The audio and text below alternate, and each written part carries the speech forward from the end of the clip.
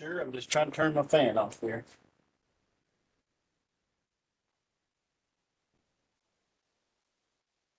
Sure, be glad to. Our gracious Heavenly Father, we come to you today, Lord, just praising you and thanking you, Lord, for another day, Lord. We know that our elders, Lord, are the backbone of our different respective tribes, Lord. We try to take care of the environment for the future generations, Lord. We just thank you, Lord, all that you've bestowed upon us, Lord, and that you continue to bestow upon us, Lord. We thank you that you've given us that honor of being the good stewards of the environment, Lord, and we take that responsibility on. And we just thank you, Lord, again. Be with the ones that are still suffering, Lord, from the pandemic residuals, Lord, whether it be financial or health, Lord. Just be with them at this time, Lord. And we just thank you for every one of the tribes that's gathered, Lord, to share information and knowledge. Be with the meetings, be with the speakers, Lord, and be with the ones that also can't make it, Lord. And we're going to lift you up, Lord, and give you all the praise and glory. And everyone said, Amen. Man, thank you so much. Again, this is Nancy John. Here, I'm going to turn my video on. I want to welcome everybody to our 27th annual ITEC Conference. I'm glad that you were able to take some time out from your busy schedules to join us, and I hope that all this information that's being shared, I hope that's something that we can all put to use within our own programs. And you know, we're going on almost 30 years of existence with the Intertribal Environmental Council. You know, the original signing of tribal resolutions that took place in 1993. I think there's only like a handful of people left that go back, you know, into the early days, back into the 90s like that. And it's been an honor, it's been a pleasure to be able to be a part of and to observe all the advancements that have taken place, you know, within the tribes, not only with the ITEC member tribes, but also with all tribes across Indian country, because it's so important, you know, to us to protect our environment, because it's that critical link, you know, between also not only language preservation, cultural preservation, but the resource preservation plays a big role. So again, I want to welcome everybody to our annual ITEC conference.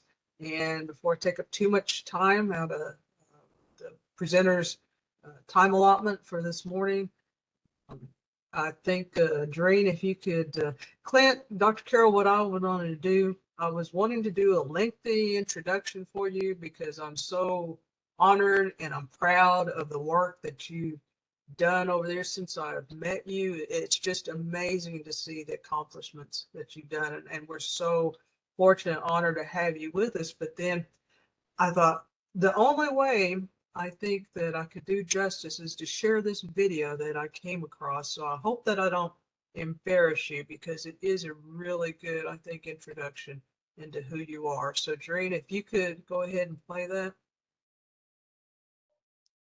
Yep.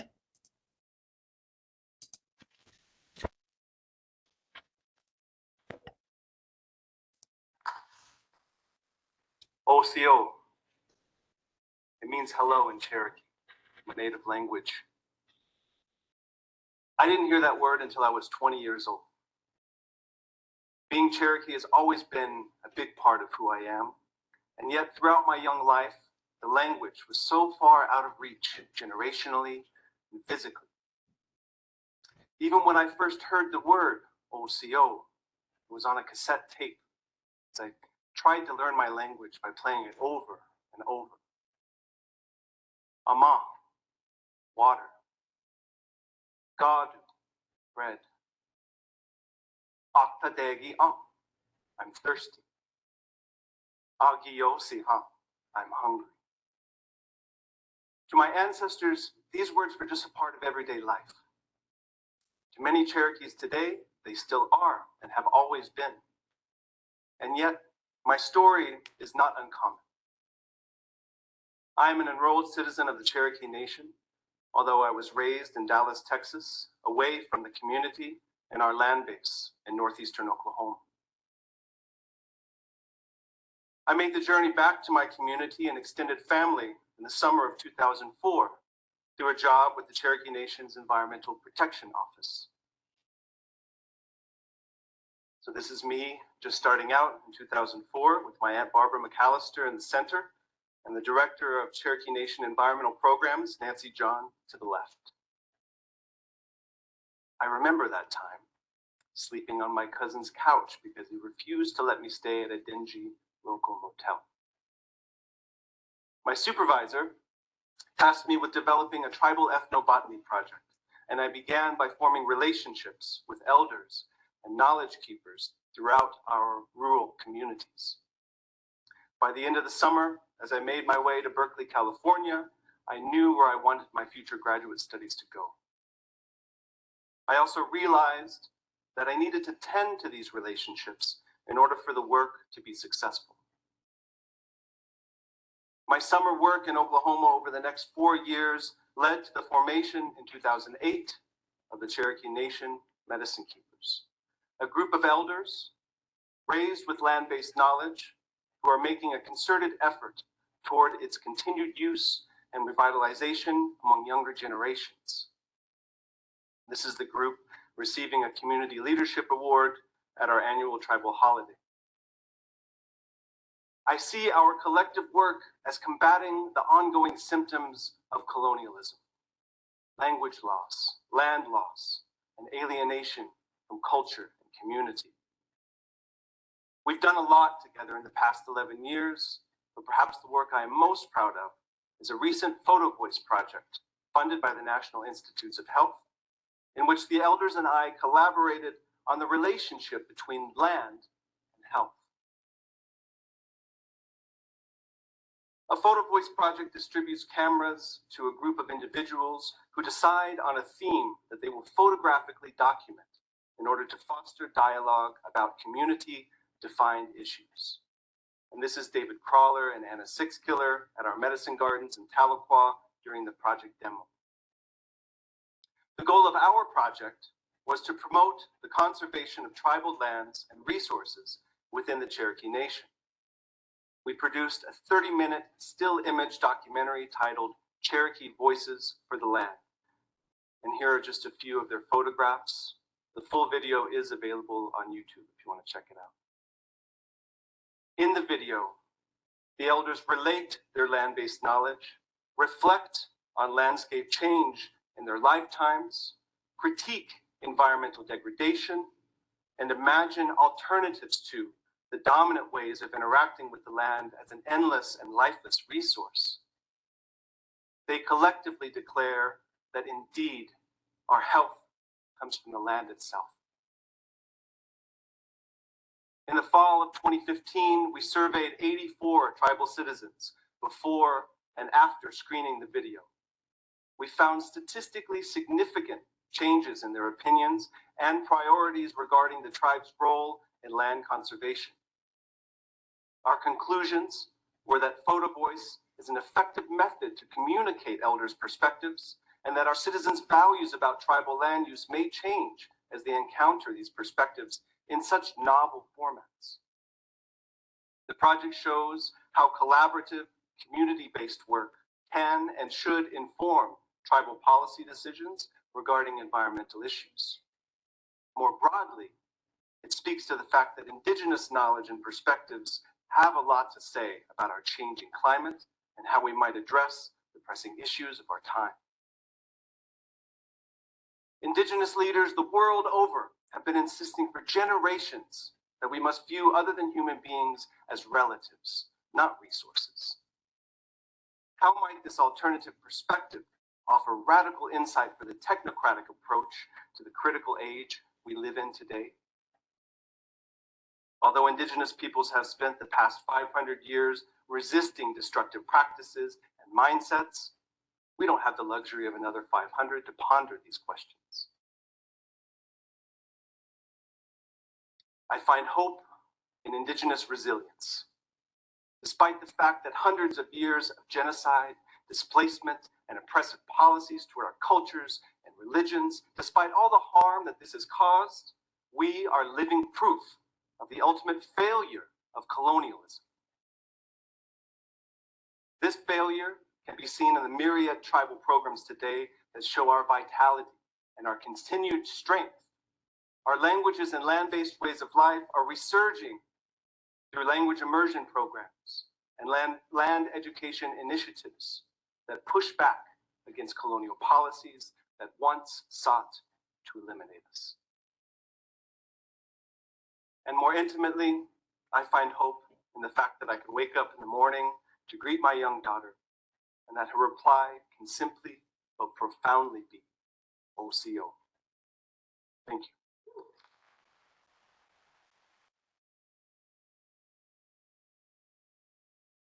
This is Nancy again. Like I said, that video, I think serves as an excellent introduction to Dr. Carroll.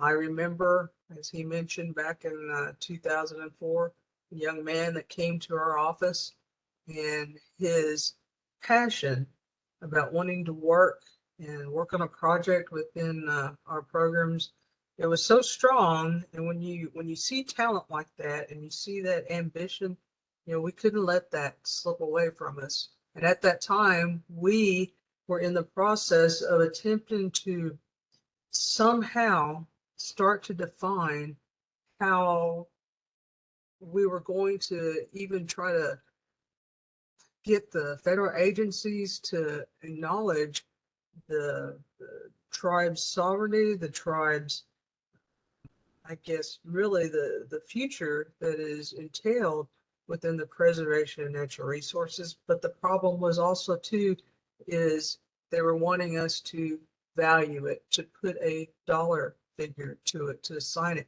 And that was our role, was to go through and to I guess, create that awareness and that education that it's more than just a dollar figure that's assigned to a lost resource or an injured resource.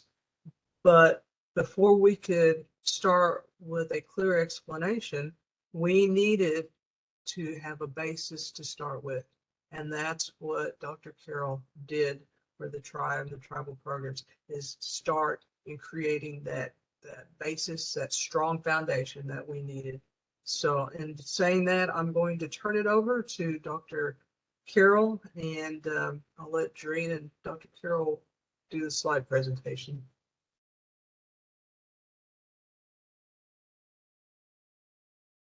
Thank you, Nancy Woodall. I'm at a loss for words, but I just want to say thank you, and I'm grateful to be here. Thank you for having me today. OCO ni gadawo ukahati sigwanio hadagwado gali eliga GJ do kohiga. Well, I guess we can get started with the slides. I want to acknowledge that, well, I'm calling from beautiful Colorado in the northern part of the states, the ancestral homelands of the Ute, Cheyenne, and Arapaho nations. And I'm actually camping right now, but I've got Wi-Fi because they've got a main office where I'm at. So it's not very strong. So I apologize if I get a little bit choppy or if you lose me, but we'll just hope that everything goes smoothly. Thank you all for being here.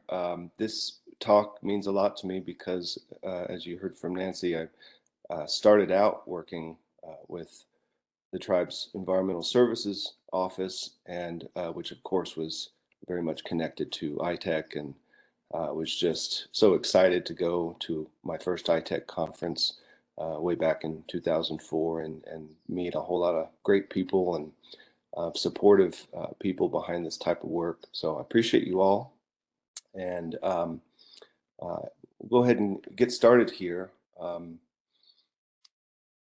So a lot of what I had prepared, I guess, Nancy, you've made my job easy here because I can speak a little bit more casually now that y'all have seen that video.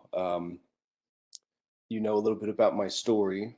I'll just fill in a couple of gaps here for you briefly. I'm a first generation college student. I grew up in Texas, attended some community college, but was fortunate enough to pursue a bachelor's degree at University of Arizona in Tucson. And there they have really amazing programs in applied anthropology and American Indian Studies. And so with that combination of passions, I was able to meet some amazing professors who mentored me and had some research experience through the anthropology department in working with communities on um, local knowledge and how to really make that a center point in policy and how decisions are made that affect local communities. Um, so I wanted to go back home, and by home I mean Cherokee Nation, and it was one of those things that I didn't know how to make those connections at first. I knew that I had some passions behind this type of work, specifically with regard to environmental issues. And one of my advisors at University of Arizona, his name is Tom Holm. He's a Cherokee and Creek person. He's just still a friend and a mentor of mine. Got in contact with someone back at the tribe, and that led me to sitting down, actually calling Nancy, and I'll remind you, Nancy, that I bugged you to death, I think. I think I called you multiple times, just really sincerely wanting to, have an opportunity to put my skills from university into use and really into service for the people. And thankfully and fortunately, you took me seriously, and you really stuck your neck out for me, and I'm eternally grateful. So I'll just say that. So anyway, in 2004, began working on this project, and it was a very daunting project because you consider all the things that you've just heard, and then my task was to get out and talk with people, elders and knowledge keepers, and specifically about plants. And that's a tough subject when you're not coming from the community and when you don't speak the language fluently. And people they try to, I guess, try to figure you out or suss you out. And so it was a process. And I think that's why I emphasized relationships in that brief video you saw, because I knew that it was not going to happen overnight. But I had the support of Nancy and many others in that office who encouraged me, and I kept going back to people who were willing to talk to me. And by the end of that summer, we were able to successfully conduct a trip down the Illinois River.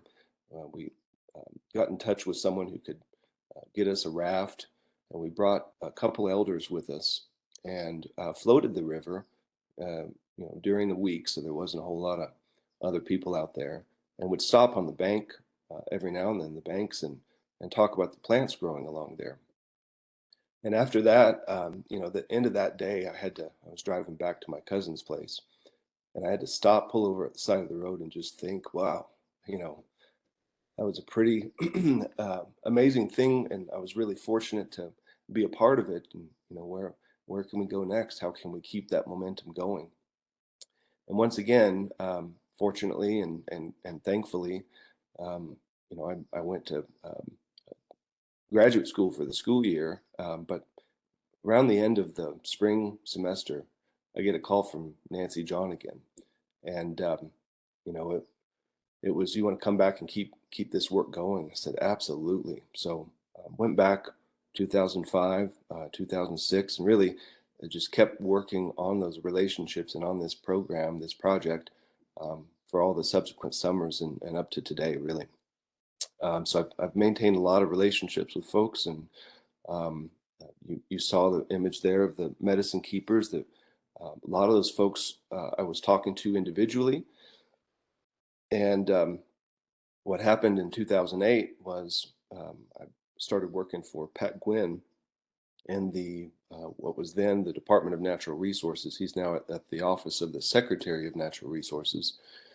And we were scratching our heads saying, well, we need to figure out, we need to get some sort of collective consensus or buy-in on the work we're doing. And, we didn't want to proceed with doing anything without a sense of approval or blessing from a larger group that could discuss these things. And so In 2008, October to be specific, we called together all these individuals I had been talking to separately.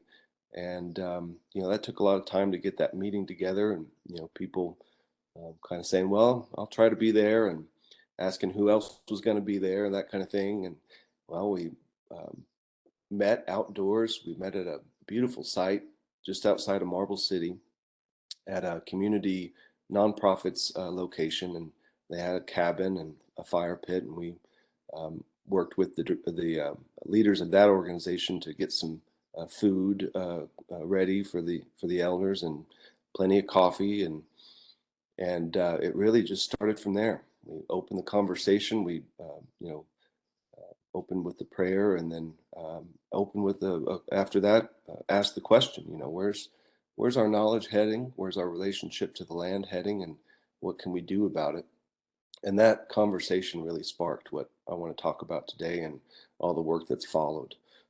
And some of this will be a little bit repetitive from the last video, but I think we're going to show another short video. Nancy, I'm not sure if we're still planning on showing the full photo voice video, but if we are, great. If not, you can watch it on your own time. That the elders have given their blessing to put that out there. In fact, that's the whole point of that video, is to get those perspectives into the world. So I'll talk a bit more about the background on that, and also the effects, what it's been able to do, and how it's been able to affect tribal policy in what I think are really significant ways. These photos that you're seeing here are of American ginseng. It's very hard to find, if at all, in northeastern Oklahoma, but these are growing in the Cherokee Nation.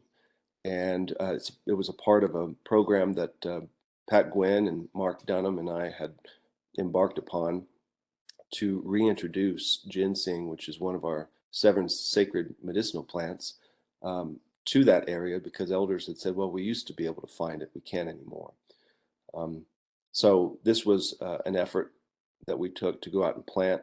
You see that on the left, on the bottom, those are the aerial parts, and on the upper right, that's I think a 2 or 3, I could be wrong, 4-year root maybe. So we planted those, and we also planted golden seal, because they grow really well together. I think golden seal has some really good antifungal properties that help ginseng flourish. It's a pretty delicate plant. You can skip to the next slide, please.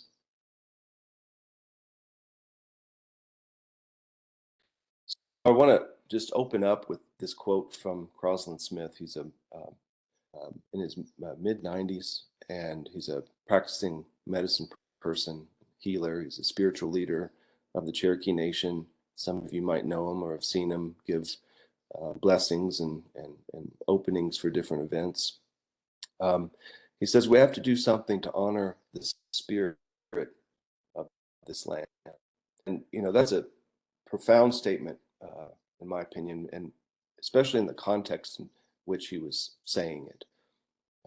You think about all we've been through. A lot of tribes in Oklahoma have been relocated there by the U.S. government.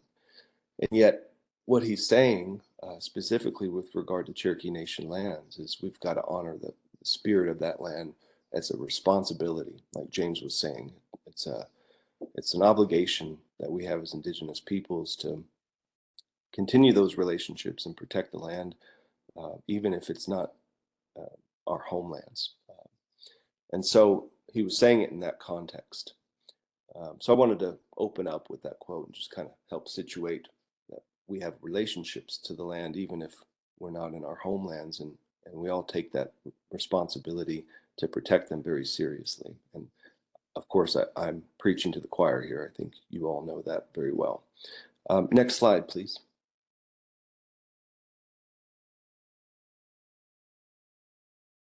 I just wanted to show the cover of the book that I wrote and that came out in 2015. And if you want to learn more, it tells the story of the medicine keepers, a lot of what you've heard today, but it also puts it in historical perspective. It puts it in political perspective when you think about not only the things that Cherokee Nation and many other tribes have been through at the hand of the federal government, but how we struggle within our own departments and offices and tribal nations to really reconcile with how do we connect our traditional ways of thinking and our knowledge and our relationships with the land to the type of bureaucratic ways of operating that we have to, in many cases, work within, um, and to do good things with. Environmental services being one example, water quality, air quality, but interfacing with the federal government is not necessarily the way that our traditional knowledge operates, and when it comes to bureaucratic norms and procedures and all those types of so-called official ways of doing business. So that'll tell that story, and just want to say all the proceeds that I don't see a whole lot of royalties from this, but all of it goes back to the Medicine Keepers' work. So you buy the book, you're supporting the Medicine Keepers, and hopefully it's interesting. Next slide. I don't have to say a lot here because in the video that you just watched kind of gives you a sense of what this photo was. We were honored to receive a Community Leadership Award in 2017. And this is not all the Medicine Keepers, but it's those who could attend the banquet that year. And Crosland's there, third from the right. Our former chief, Bill John Baker, is awarding the award, and we've got Anna Sixkiller going to the left, Nancy Ratcliffe, who's Anna's daughter, Bonnie Kirk Jigesa, who's left us, who's crossed over. We miss her dearly. We've got our Miss Cherokee and Junior Miss Cherokee, and then we've got Donnie Squirrel, and then our Deputy Chief, Joe Crittenden. In the back, there's me, and then going to the right, Ed Fields. Ryan Mackey's behind him, can't really see him. Kevin Daugherty works for Secretary of Natural Resources office. He's a staff person, always been there, always super helpful and just committed. Pat Gwynn is behind Crosland, and then can't really see him, but behind the chief there is John Ross. Anyway, I just wanted to name the folks who you're looking at there. Next slide, please. You saw this as well. This is our photo voice demo, which was just a chance for everybody to take those cameras and try them out, practice taking photographs around those gardens that the Secretary of Natural Resources office tends and maintains. Feather Smith and Nancy Ratcliffe and Pat Gwynn put in a lot of hard work out there. But you know what a photo voice project is from the video, and so I won't get into, I won't repeat myself there, but this is what I wanted to really focus on, telling a little bit about the background and the effects of this video, this project that we did. And what it has led to is the ability to not only showcase and highlight the elders' voices, but to put that in front of some of our decision makers. And you know, Pat Gwynn, he's a friend of mine, worked with him for many, many years. It's funny because he described it one time as kind of a silver bullet. And I think the rationale behind what he's saying is it's a mechanism by which to catch people's attention and to get them to understand the importance of elder perspectives in tribal policy, and really to emphasize that among our tribal offices. I think, you know, every tribe is complex. We've all got a lot of things going on and a number of perspectives about how to envision the future and how to make decisions about numerous things, including environmental issues. And this was a way to really put those voices out there, and that would hopefully influence some of our elected leaders. And as it turns out, that's exactly what it did. Next slide, please. So in addition to doing our study that I mentioned in the previous video, we screened this for the committee, the resources committee for the tribal council. And I had a number of calls with tribal officials. I was on the line with Chuck Hoskin Jr. there, our principal chief now. At the time, I believe he was Secretary of State. And we had the previous Secretary of Natural Resources on the line as well, Sarah Hill, who's now our Attorney General. And we were able to talk through the results of that study and say, look, the constituency, our Cherokee citizens were impacted by this video because of the surveys that we did before and after.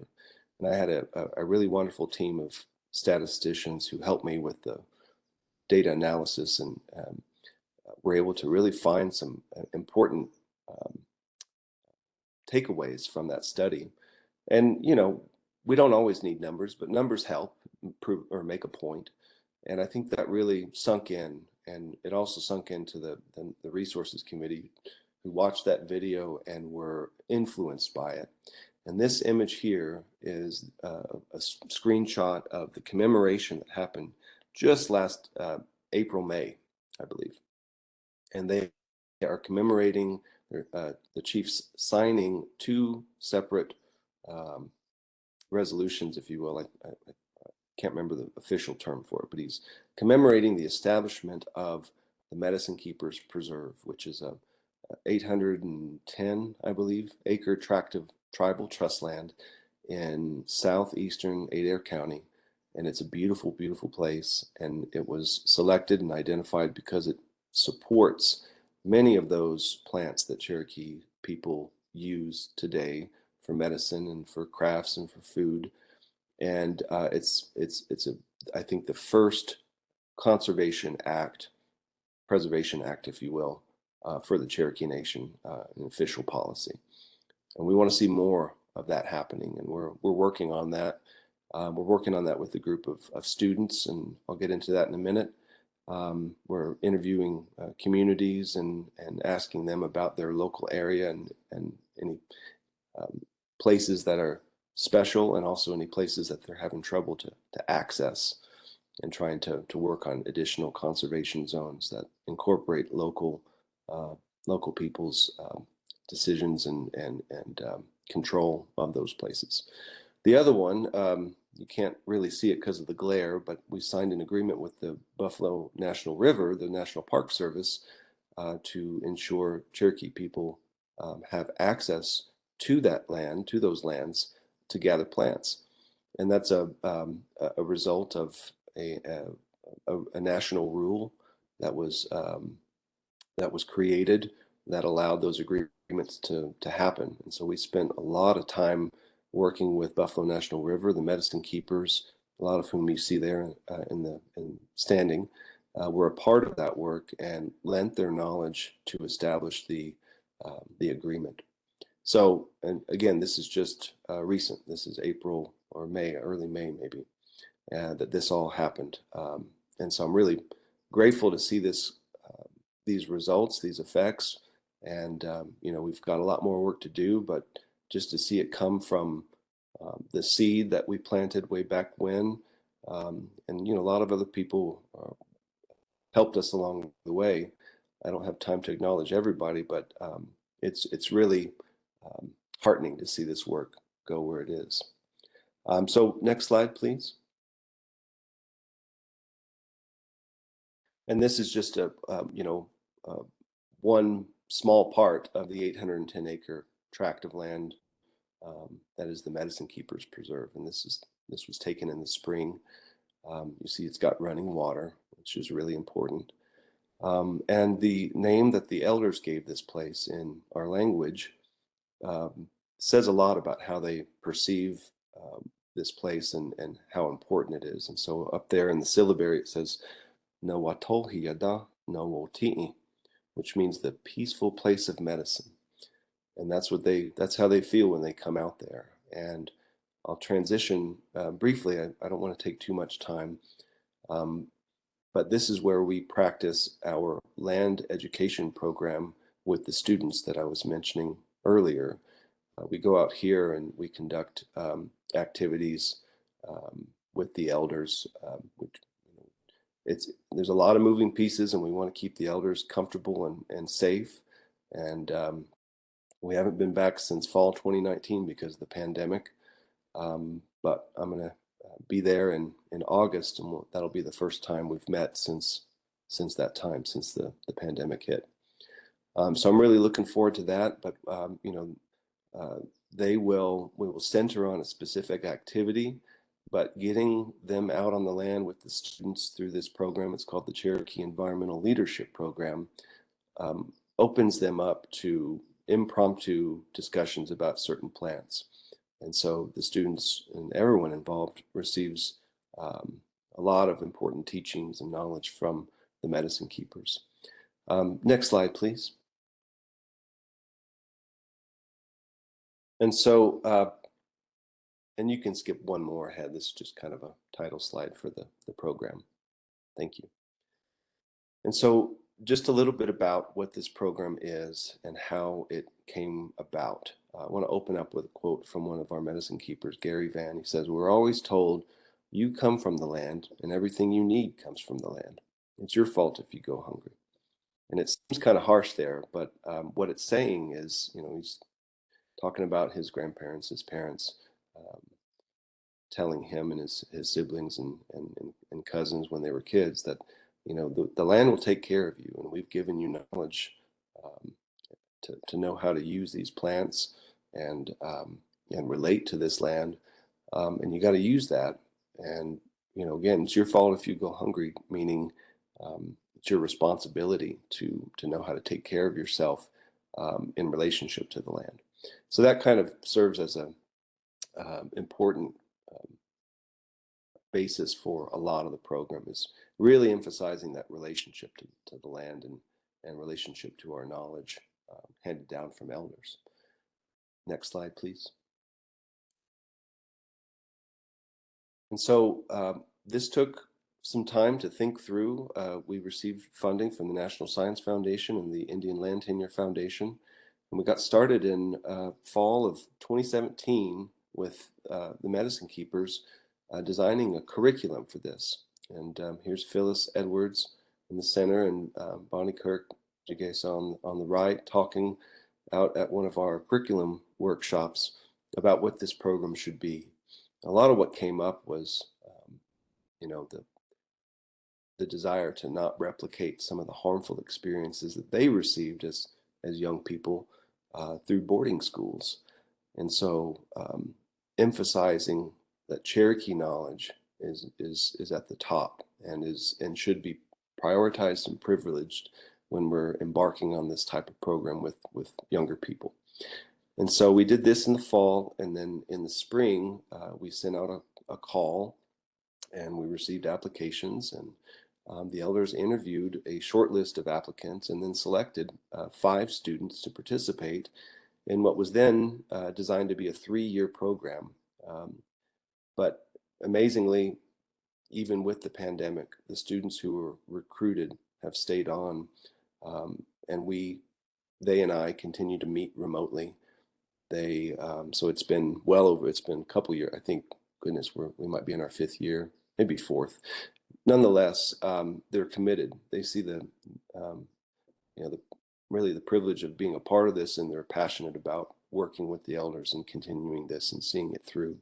We hope to have many iterations of this program in the future, and we'll just kind of continue to work out the rough spots and improve it.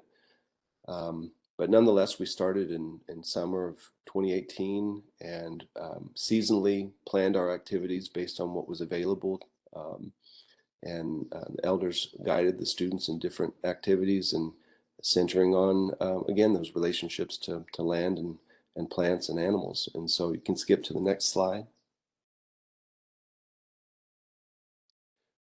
And I'm sorry, these are all bulleted. If you would just kind of slowly go through all of them, and there's 4 total. Apologies. So these are the guiding principles, and that's it. Thank you.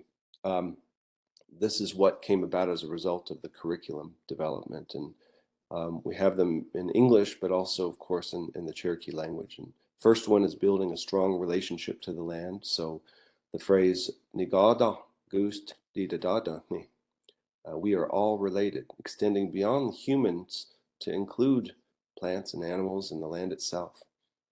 Number two, teach by showing, learn by doing. So the word for teach or teach me in Cherokee, "Squayohaga," really translates to show me. And there's two things to take away from that is one, it's experiential. You got to do it to really learn it. And then two, it's non coercive. You don't have a teacher at the head of the classroom telling everybody, what it is they need to know. It's more gentle. It's more respecting of the individual's own knowledge and autonomy. And so it's a different approach to education. Number three, skinogi gaweska. If we work together, we'll get somewhere. So emphasizing the group, the whole, the community, and then that we all rely on one another. And then last one, and a really important one, ali heli ji daste, enjoyment.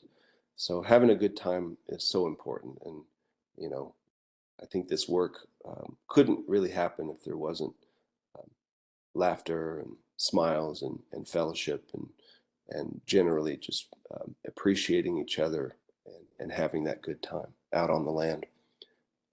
Next slide, please. And so this is coming to a close, and I have a lot more photos that I would show you, but I don't want to take up too much time.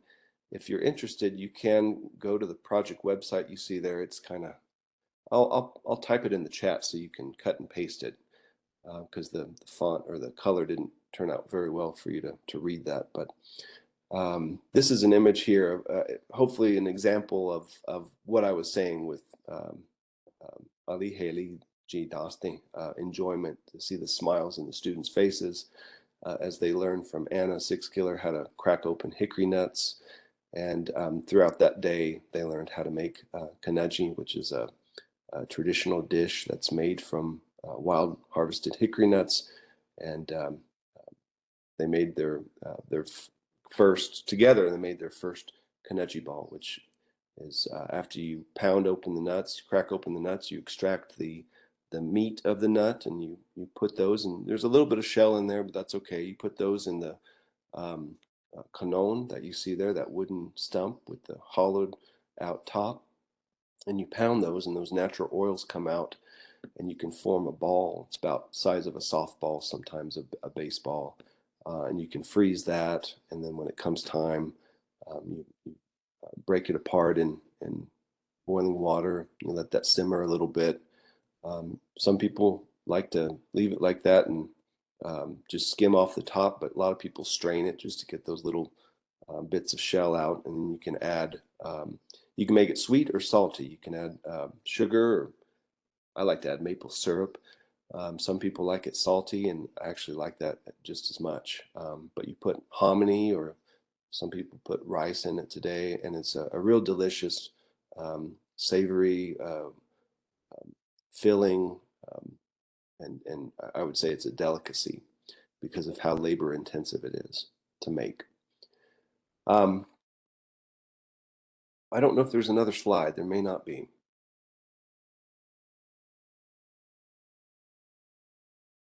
Yep, that's it. So I'll wrap up with just a couple of quick remarks.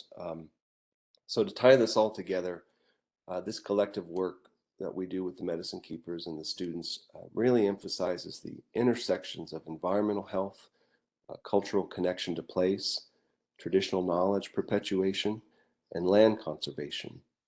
And supporting this work and building these relationships among our tribal departments and communities is at the center of our efforts. Also, a critical part of this work is centering our elders' voices and our traditional knowledge in tribal policy.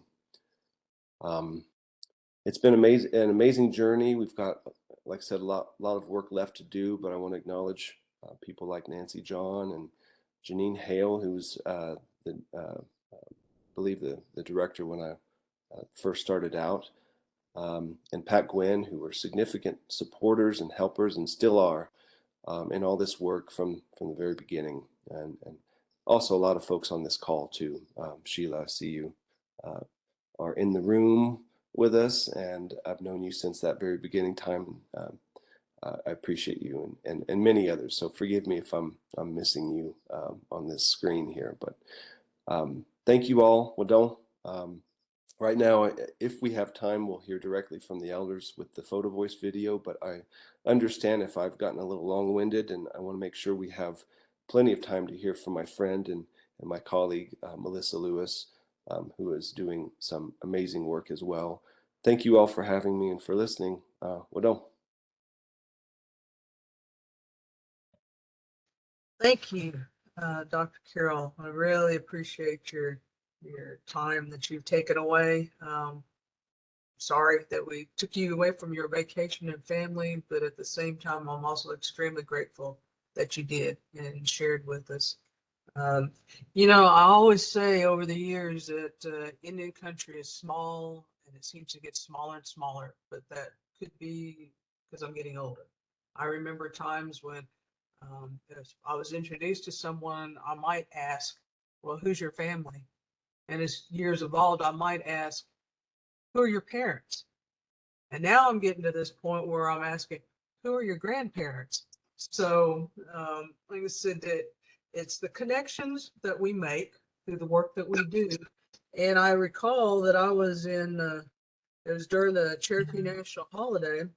I had gone to get my copy of Dr. Carroll's book, The Roots of Our Renewal. I was looking forward to seeing if I could get a signed copy of that book. And while I was there, I was introduced and I met a young woman that was there with, I believe it was her sister and her family that had come for the national holiday to visit. And it was Dr.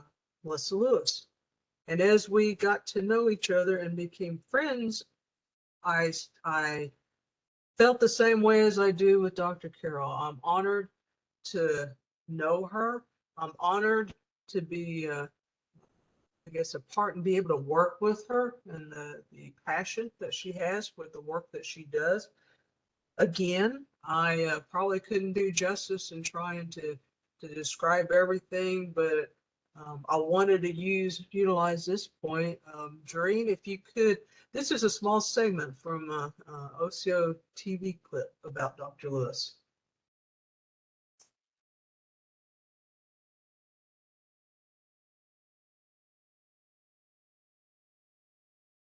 Dr. Melissa Lewis is a researcher in the field of Native American healthcare, working with Indigenous communities to improve healthcare and well-being. Her focus is on cultural practices.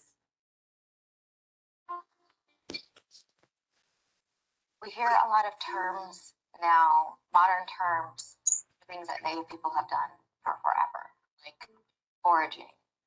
And these are just the lifeways of Native people who've been doing it for thousands of years.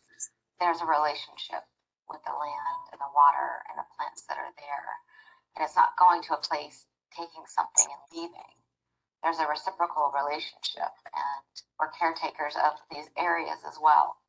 Part of my work is to really legitimize and bring power to traditional plants, traditional medicine, traditional cultural ways of being.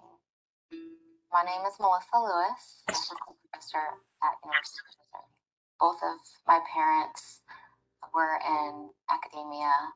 My dad is Cherokee, and he taught in the field of social work and social policy. My father's experience working as a social worker and someone who constructed policies, I certainly learned quite a bit from him. Some of his experiences in the Cherokee Nation and working in the hospital system influenced him to start writing policy that led to the Indian Child Welfare Act. That certainly did have an influence.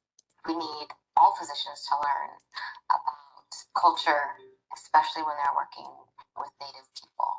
My goal is to work to make those systems and the providers more sensitive and more aware of the needs of Native people. So one of the ways is to try to get at the medical students right away. So in their first semester, their first year, to educate them about who Native people are, Indigenous History 101.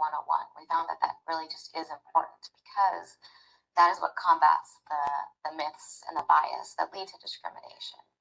Been working with folks at Cherokee Nation, and we're hoping to get a better understanding of what patients, what it is that they need as far as their services. And in particular, do the patients feel as if they are getting the kind of care they want as Cherokee people? You know, a couple of years back, I was invited by a friend to speak at the Culture and Community Outreach Conference about, you know, what I like to think about was something that I just really enjoy, which is being outside and learning about plants. And that ended up with an invitation to 3 Cherokee community centers a couple times over and sharing what I know about plants. And it was an interesting invitation because I'm not an ethnobotanist and I'm not a traditional medicine practitioner. And so I was kind of surprised that anyone asked me to talk about these things.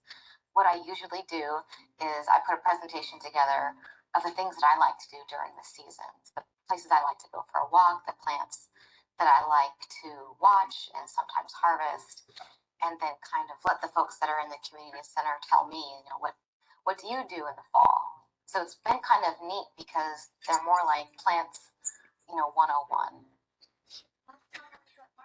So we'll kind of mix them all in equal amounts, put some beeswax in, which will, you know, kind of make it all bind together. We'll heat them all up, mix them up, and then put them in some tins so people can use them for when they have arthritis or inflamed joints. When I do these community discussions about plants in Cherokee Nation, I divide it up by season because some knowledge that we have forgotten about is that the earth gives us the plants and animals that we need when we need them. The elderberry, for example, the first time that I kind of encountered an elderberry bush, it was much before it was ripe, but these, you know, beautiful green kind of plumage of berries. It was really neat. I didn't know what the plant was.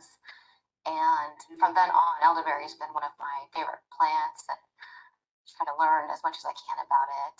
And I have made elderberry syrup. You know, then I started traveling, and it's kind of great for coughs and colds. And it's really hard to travel with syrup in like a mason jar. So one time I was with my niece, and we were looking through kind of different recipes, and she said, well, why don't we make them into gummies? So for a lot of people, they do feel comfortable going to see someone who knows a little bit more about traditional medicine, and they also feel comfortable going to see their physician at, you know, local family medicine clinic. These two systems don't have to operate in completely, you know, different places. They can operate together. Dr. Melissa Lewis is a researcher in the field of Native American health.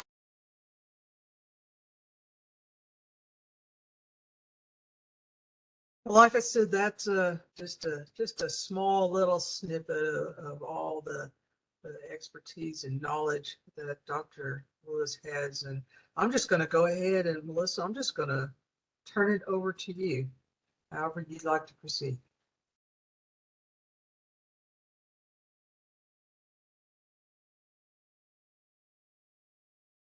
All right. Well, I'll try to share my screen and see if it's looking okay. Does it look okay to you all? Yes. Okay. Well, that was a really kind introduction. Got a little teary a couple places. Oh my gosh. And just thank you so much to ITEC for having me, and to Nancy for working for me. And thank you, Clint, for the amazing presentation. I think, gosh, it's been a lot of years since I've been able to watch your presentations, and every time I feel like I get something really important out of it. And very similar to see a video about yourself and then thinking, gosh, I don't have a lot of new material. So I hope that this will be helpful presentation, but a lot of it, you might have heard a little bit from the video from Jen Lauren there. I think they start out, and I think there's a chat, which I can't see as well anymore. Maybe I can find it. Just asking folks, what are some of your favorite traditional or foods from your tribe? Because it gets me excited about what everyone else likes to eat.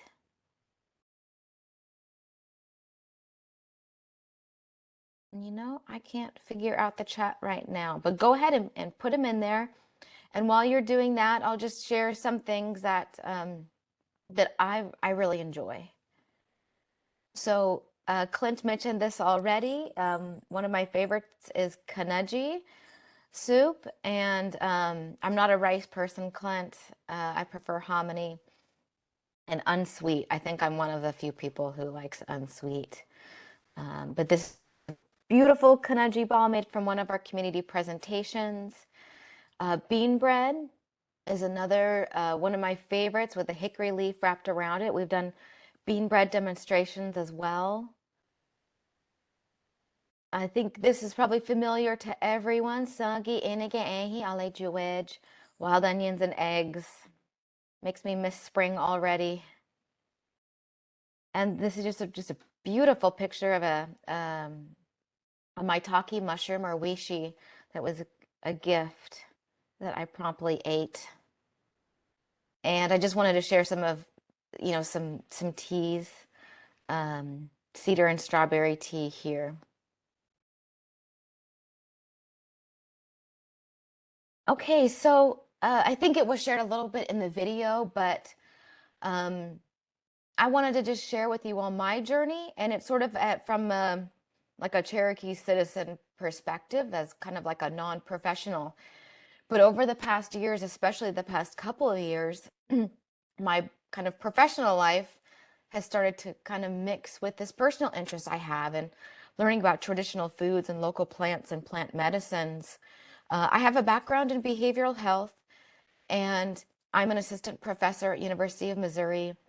So my job is to conduct projects, do health assessments, specifically learn about the effects of traditional indigenous culture on physical health, mental health, social and cultural health.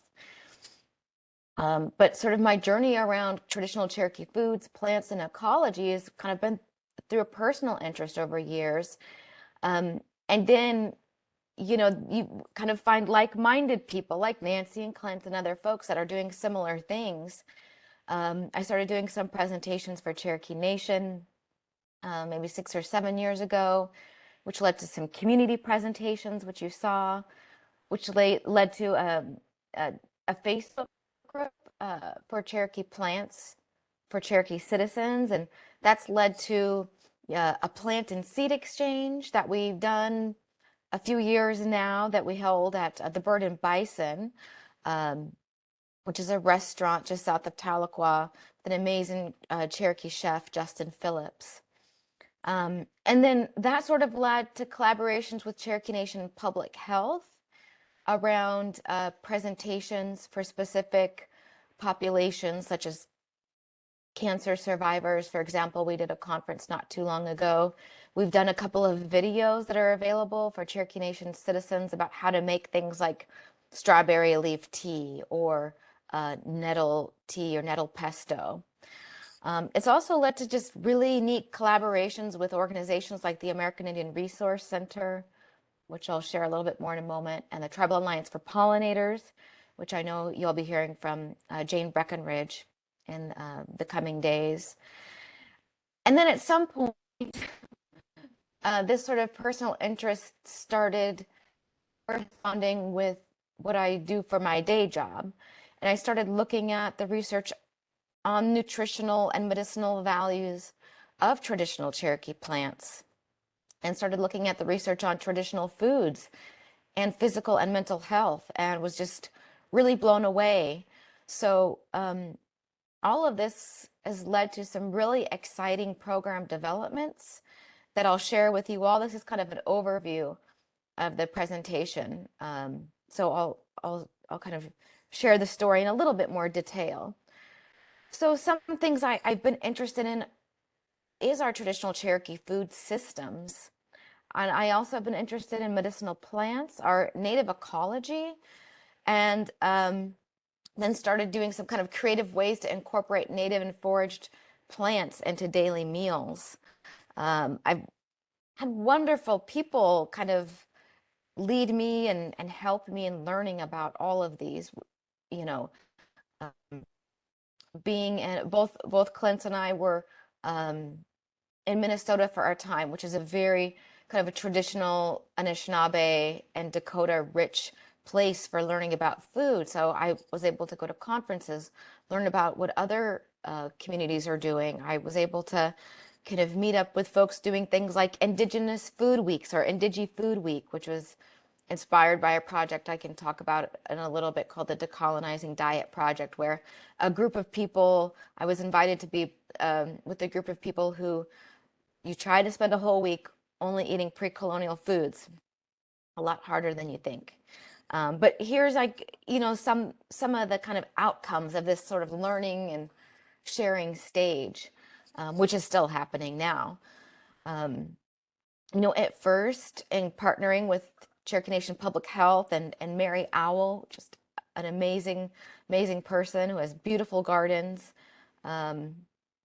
we started doing different demonstrations like kanaji or bean bread, and doing them in places with quite a few Cherokee elders. And then what we sort of noticed was that we had young people, we had older folks, and that part of learning about our traditional foods and our ecology, kind of one of the things that unified it all was the language. So then we started asking speakers to do an entire presentation, for example, about kanaji, again, which is a hickory nut soup, in the Cherokee language. And then more and more speakers began to come to some of those meetings, and then they would do it again in English. But it was just a really neat process to learn the critical role of our language. So here's some pictures and examples of that. And elderberry elderberry syrup workshops we've done. In the video, we mentioned a little bit about arthritis salve, a kind of a large need for elder community. We would do plant walks, plant treasure hunts in different communities.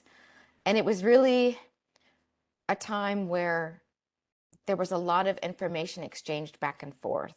And, I'm so lucky to be part of those conversations. So then here's kind of the getting a little creative. So I had someone gift me some chinkapins, and so we made a persimmon chinkapin cake. And then I started learning about edible flowers and how you can incorporate them, especially redbud and black locust. And these are kind of plentiful in the region, and redbuds are extremely high in vitamin C. Something that I think is really easy, we just did a workshop last week for the public health department, is how to incorporate nettles, stinging nettles, extremely high in a nutrient dense food. It is non-native to the region, but we made some pesto with spring greens, kind of done some creative ways to incorporate violet, also high nutrient flour. Some of these involve sugar, which might not be the healthiest way to consume them, but sometimes it's a good way to start people into learning about our edible foods in the region. So sometimes I make tea and I add syrups made of different things like black locust or violet, for example. We already took a look at the cedar and strawberry tea, and I talked a little bit about Coxsognuot, the elderberry syrup with echinacea and elderberry, and this has become kind of very popular and plentiful. And there's my niece Lily, and now you go to the store, I think you can buy these gummies for like $20 or something. But it's just a really fun and neat process, just learning from people in my community and from family, and exchanging. We made an asthma tea. I just the jewelweed is in bloom here, which when you look, I found a few articles that kind of demonstrate that jewelweed, this plant in the upper right, is just as effective for treating poison ivy than anything you can get over the counter or prescription. So just amazing, amazing plants that surround us.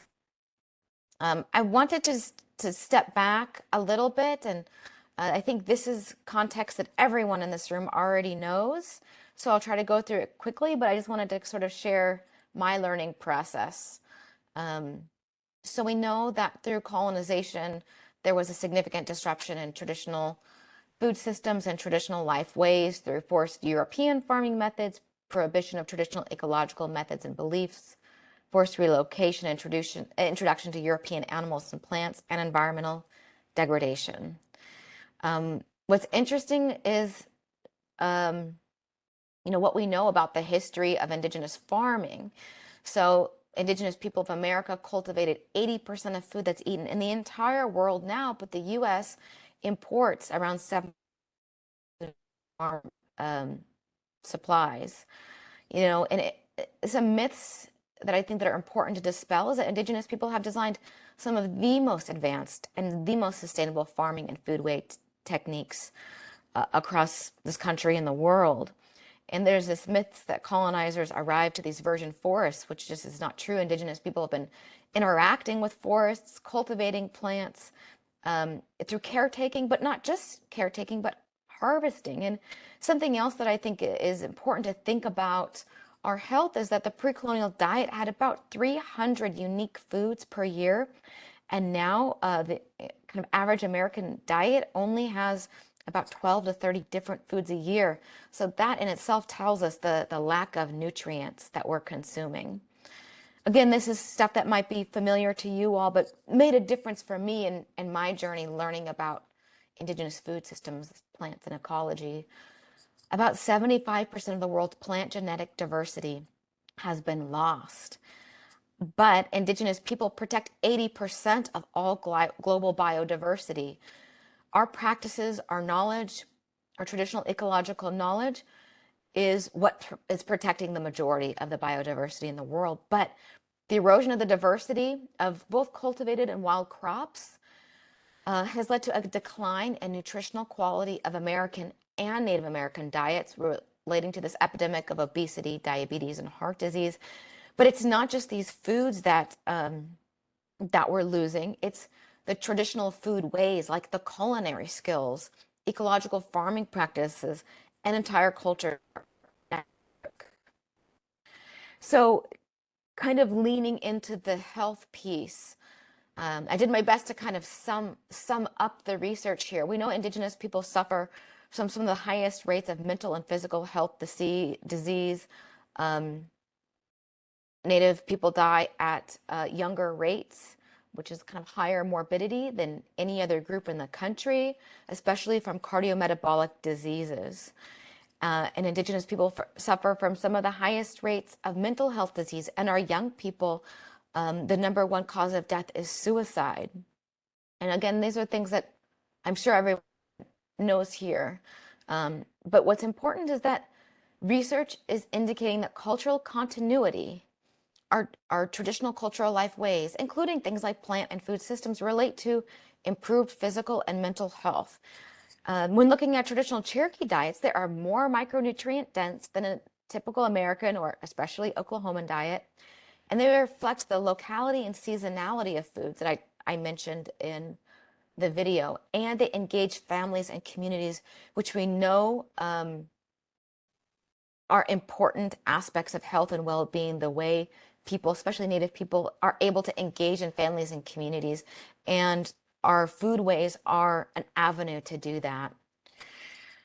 So this is, I just wanted to show this awesome image that was done through Cherokee Nation Language Program. David Crawler, there was a picture of him in Clint's presentation.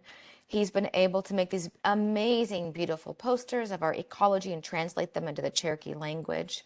This is one of my favorite ones. But things that are really critical around our indigenous foods and foodways, are nutrition, the variety of foods, the seasonality. I mentioned a little bit with the coksog, with the elderberry, but our plants are really gifted to us right when we need them. Kind of that, vitamin C right before we go into winter from rose hips, or right when we're coming out. The very first thing that flowers is that red bud, very high in vitamin C, kind of getting us through that time where our immune system needs a boost. Exercise, the exercise that's involved in harvesting plants and growing a garden, community and social support, and a positive relationship with our ecology. So I wanted to give some examples of that. Pre-contact Cherokee foods were very high in vitamins B, D, magnesium, and omega-3. And you see some examples of their being outside, hickory nuts, wild meats, seeds, corn, beans, and squash. And look at the role of diet in mental health. Those particular ones I just mentioned, B, D, magnesium, omega-3, are critical in making the neurotransmitters that help have positive mental health function properly. And you can see by each of the numbers, 1, 2, 3, 4, there's a percentage that the American diet, the average American person is deficient. And these are very large deficiencies, 95% deficient, 10%, 52, and 100% deficient. So I think it's really important. We don't talk about this a lot, about the role of diet in our mental health, but how important, just even in this example for Cherokee people, how these micronutrients are critically lacking and relate to mental health, to positive mental health. And looking at physical health, there's been some just really great work done. This is an example of some work done in the Northern Plains and the Great Lakes region. And in this research, these authors compare traditional Native American foods of these regions to the contemporary foods. And I'll go through a few of the different components of micronutrients and dietary components. So this one is fiber. What you can see, some examples are like lamb's quarters versus spinach, cattail shoots versus asparagus, prairie turnips versus turnips. So the red indicates significantly higher fiber in traditional native foods than our contemporary native foods. These are our trace elements: cattail shoots, prairie turnips, prickly pear. They do a great job compared to our contemporary alternatives. Vitamins. There's the prairie turnips again, those wild rose hips that I mentioned. You can see the vitamin C is the black component. Again, prickly pear, choke cherries versus gooseberries are a bit higher. And then here are those macro elements, which really kind of shine and paint a picture here: calcium, magnesium, potassium, phosphorus. These are critical components that help our body function properly. And you can see that the pre-colonial foods are much higher in those macro elements. A different study did a very similar comparison. What they did is traditional corn, like purple corn, dark red corn, Oaxacan green corn, which I actually just saw being sold down in our Tahlequah Farmers Market this Saturday, versus the yellow corn. And they go through corn, beans, and squash and a variety of foods. And I'm gonna just read these quotes. You can go to this study and you can look at more tables. They're really impressive. But the authors sum up by saying traditional plant-based foods of Native Americans, with their rich source of natural phenolic antioxidants, can be incorporated into dietary intervention strategies to counter chronic oxidative stress and other metabolic dysfunctions that are commonly associated with type 2 diabetes, cardiovascular disease, and gestational diabetes. And that was such a powerful statement when I read that. And they also said these previous and current studies with the Three Sisters crops found that these foods, corn, beans, and squash, are linked to antioxidant properties, which is related to reduced rates of cancer, anti-diabetic, and antihypertensive properties so that keep the blood pressure down from these traditional food plants. Just amazing, the medicines that are within the plants in our natural ecologies, the traditional plants that we have had for thousands of years and that we have cultivated ourselves.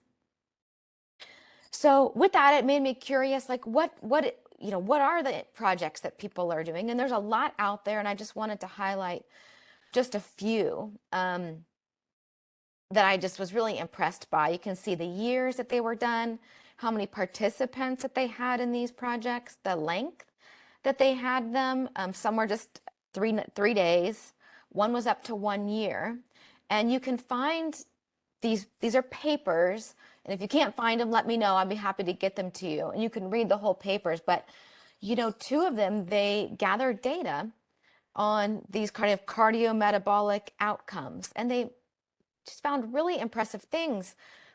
So these projects all incorporated traditional foods in somewhat different ways, and they're, as you can see, different regions, but reduced blood pressure, weight, BMI, hemoglobin A1C, which is related to our blood sugar, diabetes.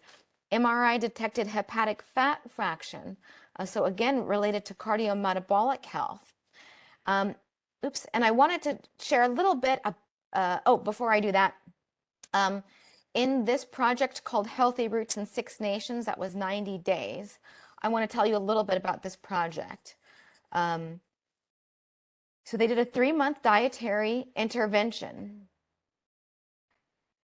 And participants were provided with a list of traditional foods from which they could eat. And they fell into 5 categories: from the woods, like venison, walnuts, maple syrup; from the water, rainbow trout, perch, walleye, wild rice; from the skies, duck, turkey, and eggs; from the garden, corn, beans, or squash; from the meadow, blackberries, blueberries, Jerusalem artichokes. A basket containing a variety of these traditional foods was provided to participants every 2 weeks. And participants were encouraged to only consume foods that were original to the lands on which the Haudenosaunee live, and avoid processed foods, which they called the 5 white gifts: sugar, salt, lard, dairy, and wheat. They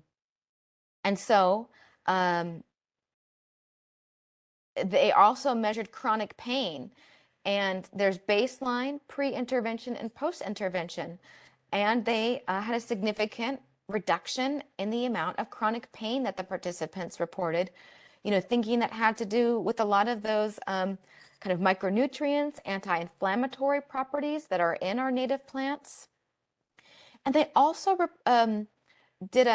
they assessed mental well-being. And what was really interesting to me, they did a control group as well, and the Healthy Roots group. And it said, the second one says, and this is part of I believe the PHQ-9, it's a inventory for depression. One of the questions is, in the last 3 months, were you sad, blue, or depressed for more than 2 weeks? And there was a significant reduction in feeling sad, blue, or depressed. So very exciting and promising results for what happens when we consume traditional foods and engage in our traditional food ways. I also just wanted to point out, here's some images from each of those projects. Some things really stood out for me. You can see that, again, Indigenous language is a critical part of most of these projects. The Decolonizing Diet Project cookbook, they have a syllabus that you can look at. There's a link there. And they also have a blog, Decolonizing Diet Project. This is Dr. Marty Reinhardt. And they have a grocery list of the foods that they ate. If you're interested, it's kind of fun to take a look at. But what was interesting to me is I opened up this article here, this TLC intervention. They asked people what makes a healthy community and thinking about doing a traditional food intervention. And things popped out to me that I wonder if they do for you as well, that food is an entryway, or it's representative of an entire culture. When they were talking about health and food, some of these examples here, sharing and helping each other, honoring, respecting each other, they had conversations about restoring their traditional political systems, their traditional chief systems. It was just really powerful to see the power of traditional indigenous foods. Okay, so I will keep moving. So this kind of brought me to what I know and what I do in my day job. And I just wanted to share this with you. Generally, the research around traditional and cultural indigenous activities, we know that when indigenous people identify strongly and positively with their identity and take part in traditional cultural activities, young folks have improved academic performance, youth and adults have improved mental health, reduced substance use, and improved physical health. So it would only make sense that engaging in our traditional food systems would improve health as well. So in my journey, the next step was, learning about foods, then wanting to grow them myself, learning to identify them in our forests, and then learning it, then you get pulled into the food web, into the web of our ecology. This is another amazing image that the Language Department has created and authored by David Crawler, and learning things like how our food become pollinated. And so I became very interested in learning about pollinator gardens. This is another beautiful poster you can download from Cherokee Nation Language Department by David Crawler. And I just wanted to share with you briefly my process. I have a yard that is all grass, so much grass. You saw my kiddo as a baby. This is him at year 1, learning to walk and creating a pollinator garden. And it grew a little bit year 2. We added some wings to it. And it's right next to my 3 sisters' garden. And year 3, it really flourished. And I got so much assistance from the Tribal Alliance for Pollinators. There's some spiders down here, which is a amazing nectar source for lots of those early spring insects. But it's also a traditional Cherokee food, takwal, that's eaten one of the first foods in the spring. And then I started to see and learn about all of these different amazing pollinators. And it was like me and my husband and my 2-year-old were kind of going through an education that I wish I always had, but I never had. These kind of beautiful insects started coming. I started learning a little bit more about bees and insects and pollinators, and the ick and the ooh factor went away. It started to go away, and it really dawned on me that this education about pollinators, what it did to watch my son learn about the life cycle, in this case of a monarch, and the life cycle of other bugs, and learning about the role that we have as Cherokee and Indigenous people in our environment. And I'll kind of come back to that because that sort of inspired a few of our current projects and collaborations. So like I mentioned, this has kind of been a personal journey that's led to just really amazing collaborations and projects.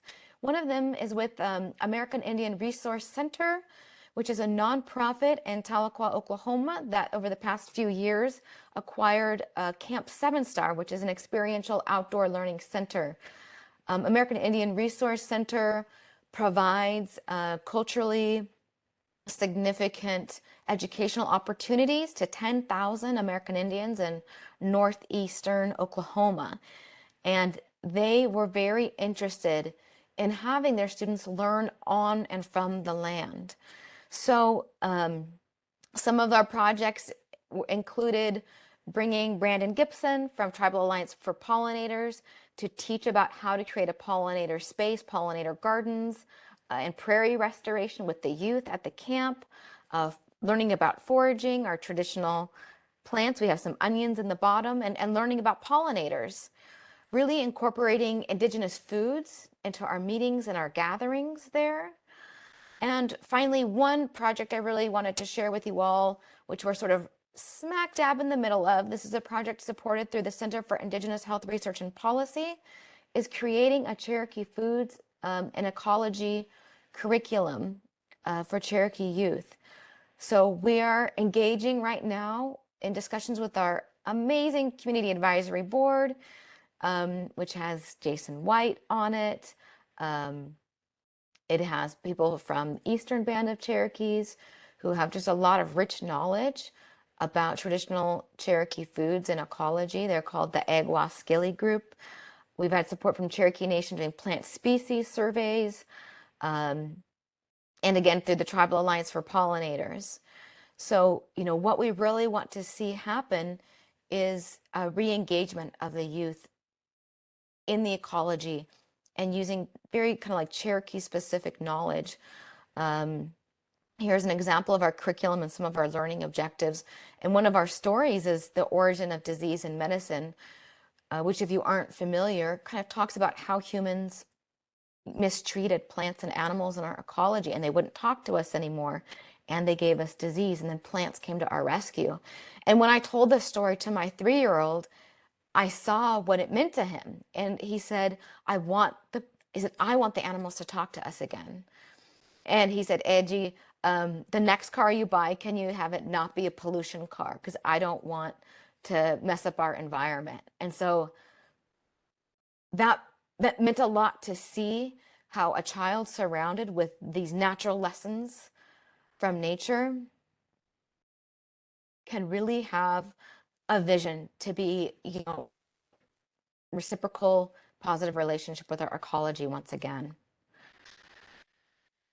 So thank you all for your time. I hope this was a helpful presentation. I wish we could have a discussion so I could learn from you all too, but thank you for your time. Nancy, I hope this was helpful and did you all justice today.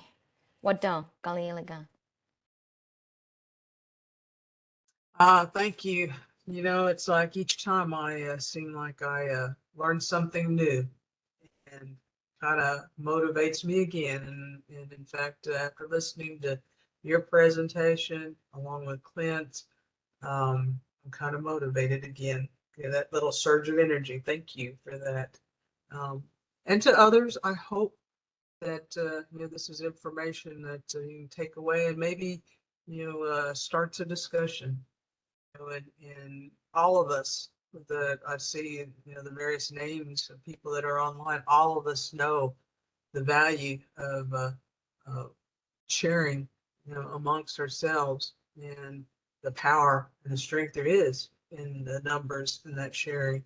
So I just want to take one more opportunity. Thank Dr. Carroll, thank Dr. Lewis for their time in sharing, their knowledge with us. As we move on in our schedule, one of the things that we have been doing annually at the ITEC conference, and for those of you remember when you're attending, is to summarize for the upcoming new year the activities that we have planned. We're in the process right now. Still have a good number of approval letters for our GAP work plan that still need to be collected, but we're working on that. We have some time. But one of the things we like to do is provide a summary of our activities for the upcoming year. And a lot of that is included not only in that GAP approval work plan, but the other programs, that we have that provide services to the ITEC member tribes. So in going forward with this, I'm going to ask Ashley Wagon if she could go ahead and just summarize the activities for the upcoming year. All right, good morning. Can everyone hear me all right?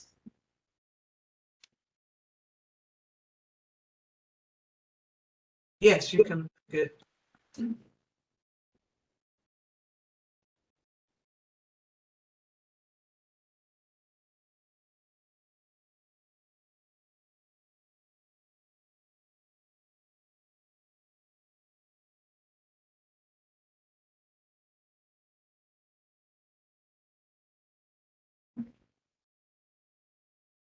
Okay, is it the slideshow now? Here we go. All right, so I'm going to go over the ITEC program for fiscal year 2023.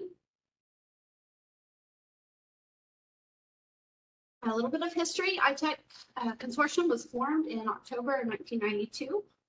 The original MOU was signed by 20 tribes.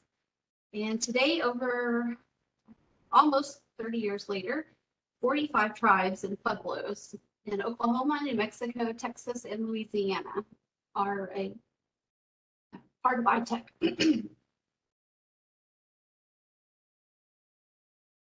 The mission of ITEC is to protect the health of Native Americans, their natural resources, and their environment as it relates to air, land, and water.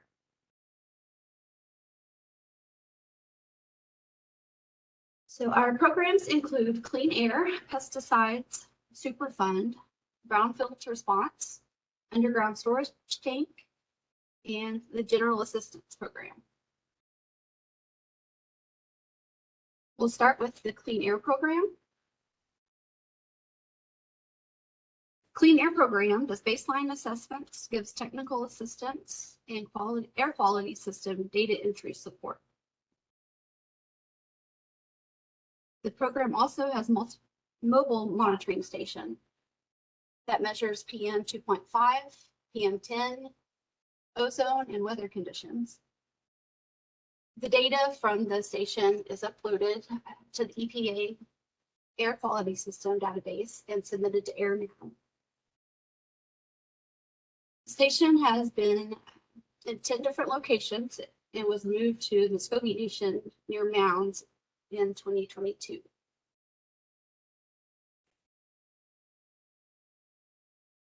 Okay, and this map shows the locations that the mobile monitoring site has been since 2006.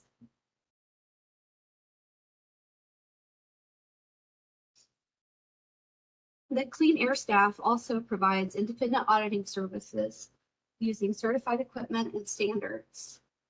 These services are provided to participating tribes at no cost. And in fiscal year 2023, staff will perform audits for the Quapaw Nation, Fort Sill Apache, and the Kaw Nation.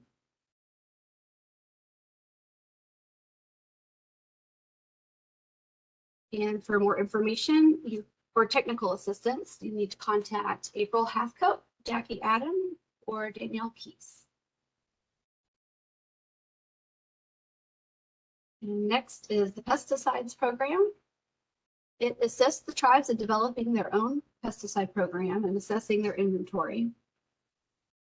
Post EPA pesticide program updates and information on scheduled events, trainings, and meetings on the ITEC website. Coordinates and conducts outreach workshops on pesticide issues. Outreach material developed, purchased, or maintained by the pesticides program will be made available to all interested tribes, as well as the Cherokee Nation Pesticides Code and Application Notification System.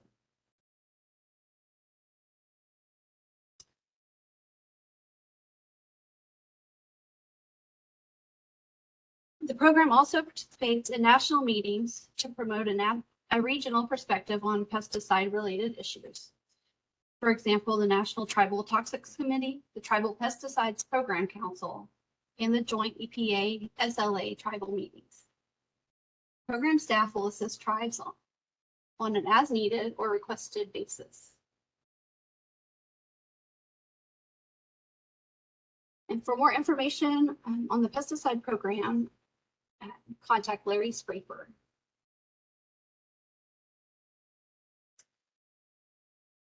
The ITEC Superfund program provides non-emergency evaluation of a site on behalf of ITEC member tribes. If the three criteria are: one, hazardous wastes are identified as by CERCLA, is known or suspected to be present on site. Two, the site, such as an industrial facility, is abandoned or inactive. And three, wastes on the site are impacting or have the potential to impact tribal lands or populations. ITEC provides technical management assistance to ITEC tribes for national priority list or voluntary clean program Superfund sites.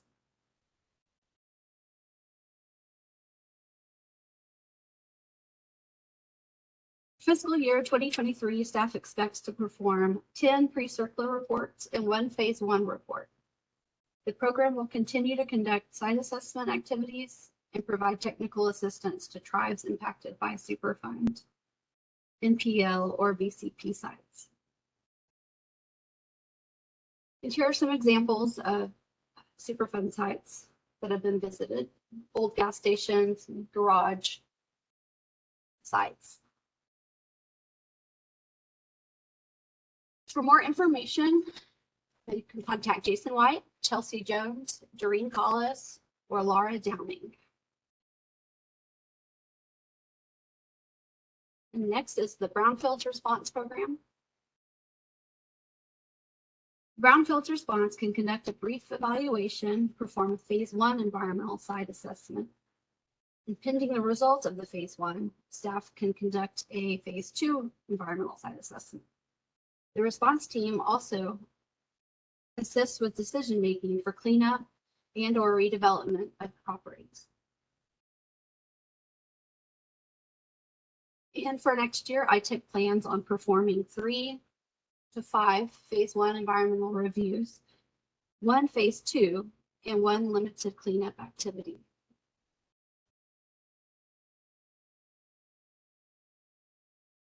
And here are some photos from redevelopment projects, one with Peoria Tribe and one with the Fort Sill Apache.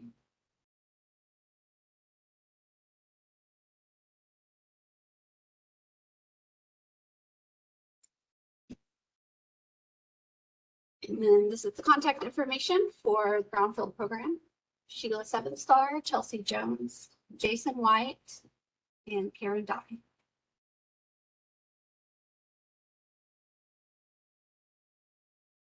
The underground storage tank program is next. The program facilitates UST education, site investigations and inspections, and technical assistance and training. In fiscal year 2023, ITEC UST staff will provide training to tribal employees. They will also assist the new UST employee certification requirements for tribal employees. 24 ITEC member tribes have UST facilities that require training for store employees, environmental maintenance, and security staff members. ITEC UST staff provide compliance assistance to 24 member tribes that cover 50 tribal UST locations. Since 2008, overall compliance rates for ITEC member tribes have risen from 54% to 97%. And contacts for UST program are David Hayes and Bob Short. And lastly, the General Assistance Program. GAP outputs are technical assistance, GAP training, environmental summit, ITEC conference, RTOC support. Examples of technical assistance are the plot development, QMP implementation, SOPs for environmental sampling, tribal environmental plan development, and grant development.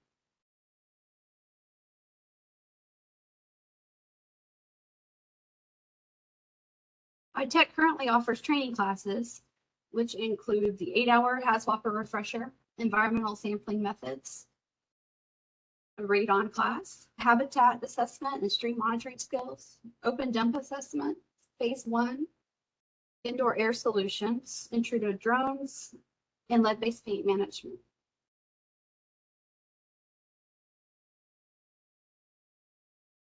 GAP staff facilitates the annual Tribal Environmental Summit and the annual ITEC Conference.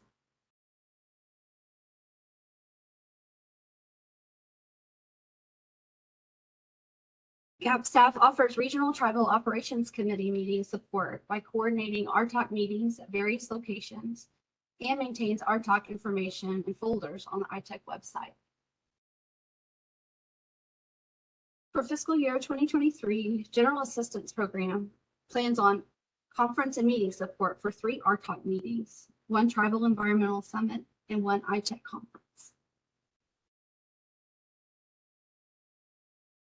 There are additional GAP services being planned for FY23 that include a 40-hour HAZWOPER training, lead-based paint, renovate, repair, paint roll, and successful outreach methods webinar. Also a risk management training.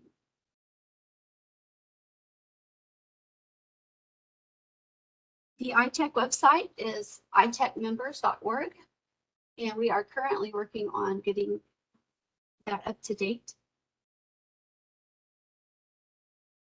And if you have any questions, you can contact Sean West, Doreen Collis, or myself.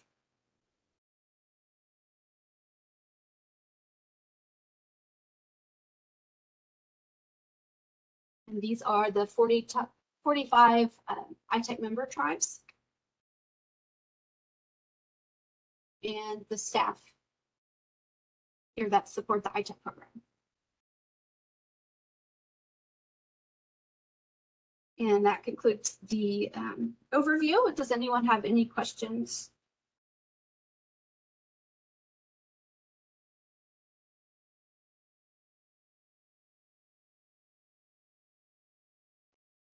Okay, thank you, Ashley. I don't see any questions coming up, or I'm looking and no hand raised. Well, wait a minute. We've got Jennifer, I think. I was clapping. That was applause, huh? I do want to let everyone know that Ashley mentioned that we're updating the ITEC website. You know, that's just a constant activity, because the way staff changes quite a bit, and we're going to try to maintain that. And in doing so, we're going to be sending out a form to all of our contacts in which you can list those that you would like to be on the listserv. And it's kind of like going through now and gleaning through, because there's quite a few changes. I think a lot of times when we send out mass emails, we get some that get kicked back. Well, there's quite a few that, you know, need to be updated and changed. So we are going to start that process with this form that I believe Ashley has formatted for us, created a form, and then all you do is just fill it out with contact info, you know, your staff, whomever that needs to be included on a distribution list. And just, I think the form that Ashley has created makes it easy to submit back to her, and then we'll compile that and start working from there. So at least trying to get that contact list updated. As I mentioned before, we are working on getting the approval forms from everyone. This year, our project officer, BPA, has told us, informed us that we can accept approvals through an email, just stating, you know, that work plan was reviewed and approved, or if you'd like, you can submit the signature page for the approval form. So either way, like I said, it makes it easier if it's just a response back by email. You know, that'll work, and we'll put it in the file. And like I said, I still have a few left to go, but we're working on it, and I'm hoping that by the time we reach the end of the fiscal year, September 30th, that we've got everyone's approval on that work plan. The problem with that too is that if we don't receive approval from an ITEC member tribes, then it'll, I am not going to say remove them as an ITEC member tribe, but it will separate that tribe from receiving services through the General Assistance Program. So kind of keep that in mind. That's why it's so important to get those forms in. But other than that, it looks like we're going to be ending here about 15 minutes earlier than on the schedule.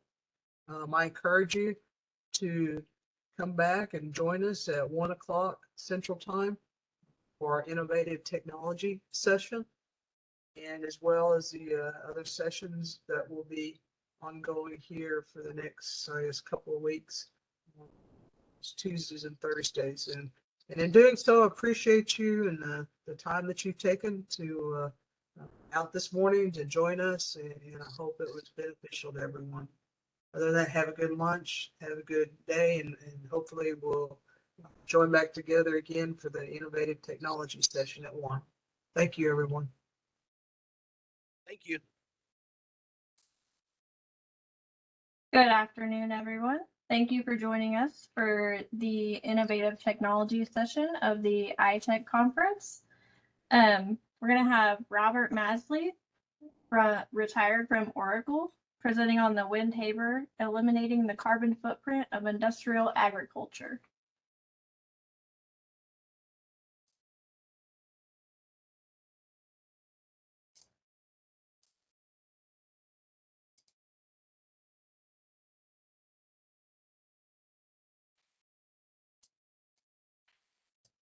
Shall we proceed, Jerry? Yes. Okay. Welcome, friends of Earth. Windhaber is a analysis that, if you would, slide 2, is put together by an all-volunteer team. Jerry, could we have slide 2? There we go. This is the wrong slide deck, Jerry.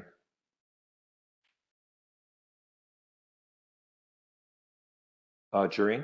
Yes. You should have the other slide deck. It's version 5.4.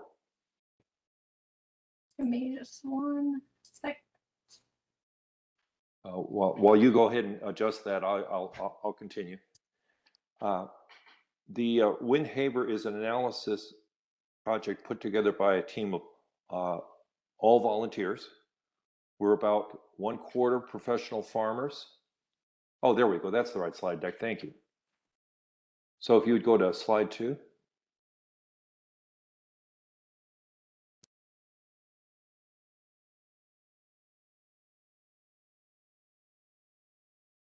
If we could have slide 2.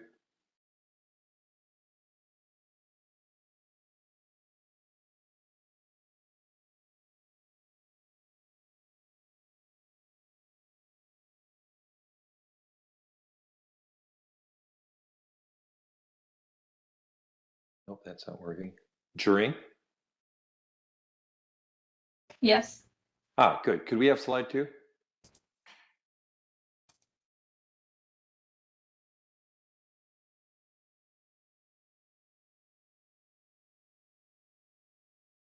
That should be slide 2.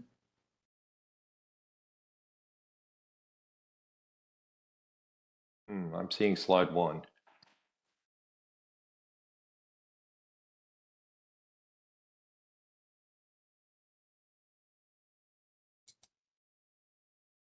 We're back to host.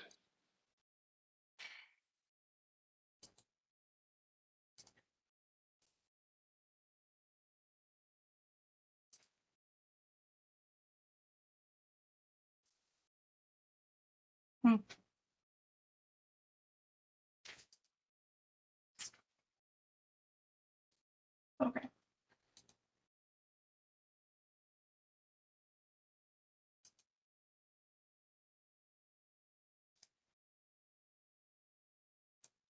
And that's the right slide deck, and that's slide 1, and there's slide 2. Okay, now we're in business. Thank you, Jerry. All right.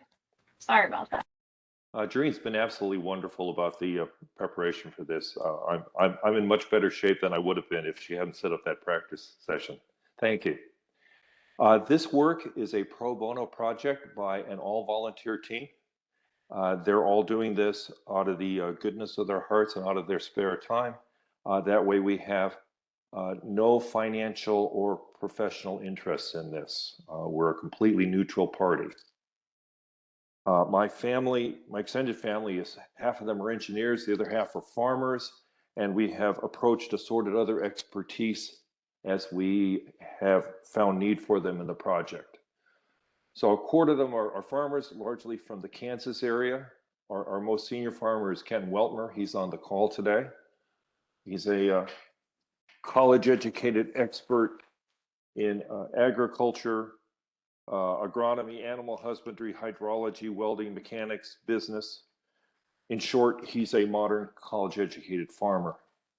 Our engineers are co-founder of Bitcoin, an automotive engineer, a forensic mechanical engineer, a senior scientist. We have a few retired executives who guide us in how we should proceed with presentations and marketing. And our liaison team is a Kansas Truman Scholar, part of a USDA, a linguist, and an attorney. I myself am Robert Masslead. I'm a retired distinguished engineer. I have 171 issued US patents, and I'm the principal investigator for Windhaber. Slide 2, please. Or slide 3, please. California, from time to time, brags that it is the 5th largest economy in the world, and it's justifiably proud of its agricultural region. In round numbers, the Central Valley of California is 50 miles by 500 miles. The Midwest, however, taken by itself, is the 4th largest economy in the world. It is, in round numbers, 700 miles by 700 miles. That's 500,000 square miles of agriculture, 20 times larger. Slide 4, please. The consequence of that is the scale of Midwestern industrial agriculture is enormous. 700 miles by 700 miles, 460 acres per square mile that's actually farmed. Yes, it was measured 640 acres per square mile, but you lose some to roads, ditches, tanks, waterways, farm buildings, and so forth, also pasture. The US typically does 87 bushels per acre per year, 58 pounds per bushel, which comes to 1.2 trillion pounds of grain each year. Dividing that by the world's population, 7.7 billion, that comes to 150 pounds of grain per person planet-wide, which means US Midwest industrial agriculture feeds the planet. By one estimate, that area provides 24% of the world calorie intake. It is the greatest guarantor of peace in the world. There have been no famine wars for over 100 years. Next slide, please. Slide 4. I'm sorry, slide 5. The family farm up there in north central Kansas is planted, as the table lists, in wheat, corn, milo, soybeans. The average fertilizer applied for each of those crops comes to about 100 pounds per acre each year. This is consistent with the national average. For 1 pound of fertilizer applied to the field, we obtain 200 pounds of plant. Clearly, that's dry weight, by the way.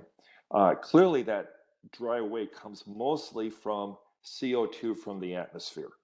That photosynthesis captures the CO2 and turns it into cellulose to build the plant. So a 200-to-1 return.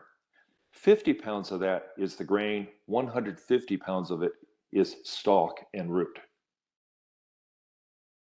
Producing that abundance requires that we treat the soil as a vessel, a source of nutrition, and we have to put back what we take out. So that quantity of fertilizer is made possible by a process called Haber-Bosch ammonia synthesis. And I'm going to switch camera view now.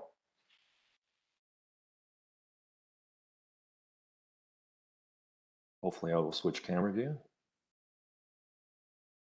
Let's see. Dreen, I need to see myself. There we go. And I will put me up on. This should work. Okay, we'll do it this way. Switch camera. So, on visits to the family farm, I routinely get volunteered to do farm work, usually by my brother-in-law Ken. This is a sheaf of wheat that's been in our household for some 40 years. It was given by my mother-in-law to my wife, Christy. Over here we have a pound of the 2018 wheat harvest. I brought in 5 tons of this myself, driving a combine under Kenton's very watchful eye. Combine goes for about $500,000, so you don't want an amateur driving it. And here's a pound of soybeans. It was a dry year, so the soybeans were a little bit small.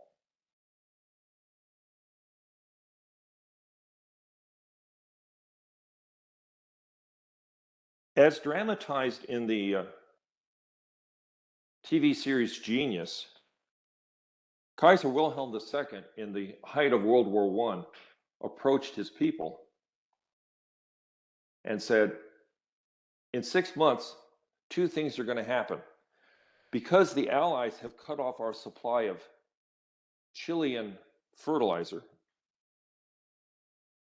we're going to have to declare a ceasefire because I can't make ammunition from the nitrates, and Europe is going to starve. Well, as modern ecologists, we would recognize that Europe was already approaching an Easter Island scenario, because if they were importing their fertilizer from halfway around the planet, they were soon to run out, let alone, instead of fertilizing fields with the nitrates, they were making weapons and explosives. So he said to his scientists, can you do something for me? And Fritz Haber came forward and said, I have a solution, and Bosch figured out how to make the solution mass manufacturable. And that is the Haber-Bosch process. Oh, I've skipped a step, my apologies. No, we're fine, here we go. So standing in the middle of a Kansas wheat field where the crop was almost mature, I asked my brother Ken, how much of this is oil? And Ken said, well, you've asked the question badly, but let me ask the question that you should have asked so that I can answer you with the information you really need. And he cocks his head to the side and he says, we put a lot of inputs into the crop. The sun we get for free, the water we get for free, the CO2 in the atmosphere we get for free. But we put in fertilizer, fungicides as needed, pesticides as needed. We occasionally drive heaters at the silo so that the grain is dry enough to store. We drive diesel tractors, we drive diesel combines, and so on. And of all those various inputs, it is the fertilizer input that dominates the energy inputs. Fertilizer is not made from oil, it's made from natural gas. But even so, it is a fossil input. It is an energy input. Here Kenton says, and he walks over and he plucks a head of wheat and says, here, count the kernels. He says, no, that's a nice, fine, healthy head of wheat. And I busily count the kernels and I come up with 42 kernels. And then he walks over about 40 feet and plucks another head of wheat. And he says, count the kernels. And it comes to 20. He said, now the difference between those two is that the second one comes from a spot where we missed applying the fertilizer, nitrogen fertilizer in the form of anhydrous ammonia. Everything else is the same. The soil type, the soil nutrients, soil moisture, rainfall history over the growing season, wheat variety, fungicide, herbicide, planting, sunlight, the same. Everything the same. But for that second head of wheat, we just happened to miss that spot with the fertilizer. So it's half. This harvest is half hydrocarbon, fossil fuel. So the immediate consequence of stopping the fertilization would be that grain yield would drop in half. The long-term consequence is that these are plants, they obtain their nutrients from the soil. So they mine the complex organics in the soil to obtain their nitrogen. And if we continued farming without fertilization, without putting back into the soil that which we removed, we would gradually mine out the organic content of the soil, and the soil would not only no longer have the nutrients required to grow crops, it would also not have the matrix required to hold water, and the land would be useless for farming or for most other purposes. Instead, about 1950, we started fertilizing in the United States to stop the mining of the soil. And in 1985 began no-till and began restoring the soil. Where does the fertilizer come from? This is where Fritz Haber and Bosch come in, and they came up with the Haber-Bosch process. Here is step one of the Haber-Bosch fertilizer process. We begin with natural gas, also called CH4 methane, and water. And we heat and pressurize those together with catalysts, and we get carbon dioxide and hydrogen. Now, this is sitting on a brown piece of felt because it's a brown chemistry.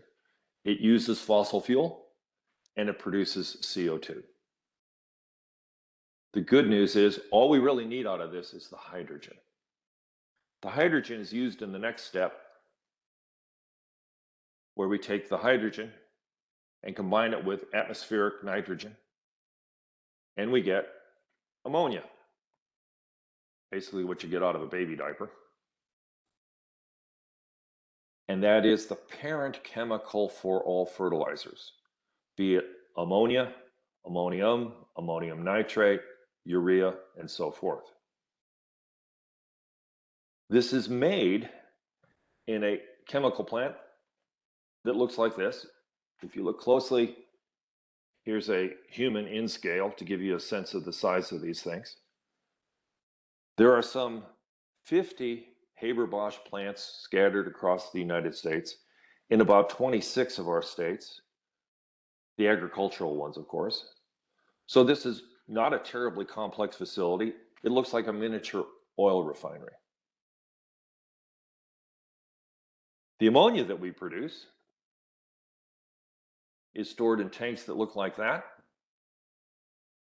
You can compress and liquefy ammonia and store it in a steel tank as a liquid at 300 psi. Close the valve on it, and you'll still have all of it a year from now. So it's quite well behaved inside of a steel tank. It's shipped over the road in trucks that look like this. It can also be moved by rail or barge. In its granular form as urea, it can be dry stacked inside of a pole barn. Just keep it out of the rain. Okay. Now, this situation, of course, has a problem because everybody realizes that one of these days fossil will run out, and many of us are concerned about CO2 in the atmosphere. So, the Wind-Haber project proposes that we get our hydrogen from a different source, that we take water, split it into oxygen and hydrogen using electrolysis, and get our hydrogen that way. And the second step remains the same. We take the hydrogen, combine it with atmospheric nitrogen, and get ammonia. Where do we get the electricity?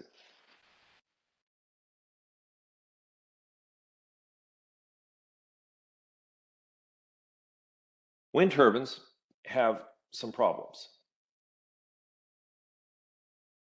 They are intermittent.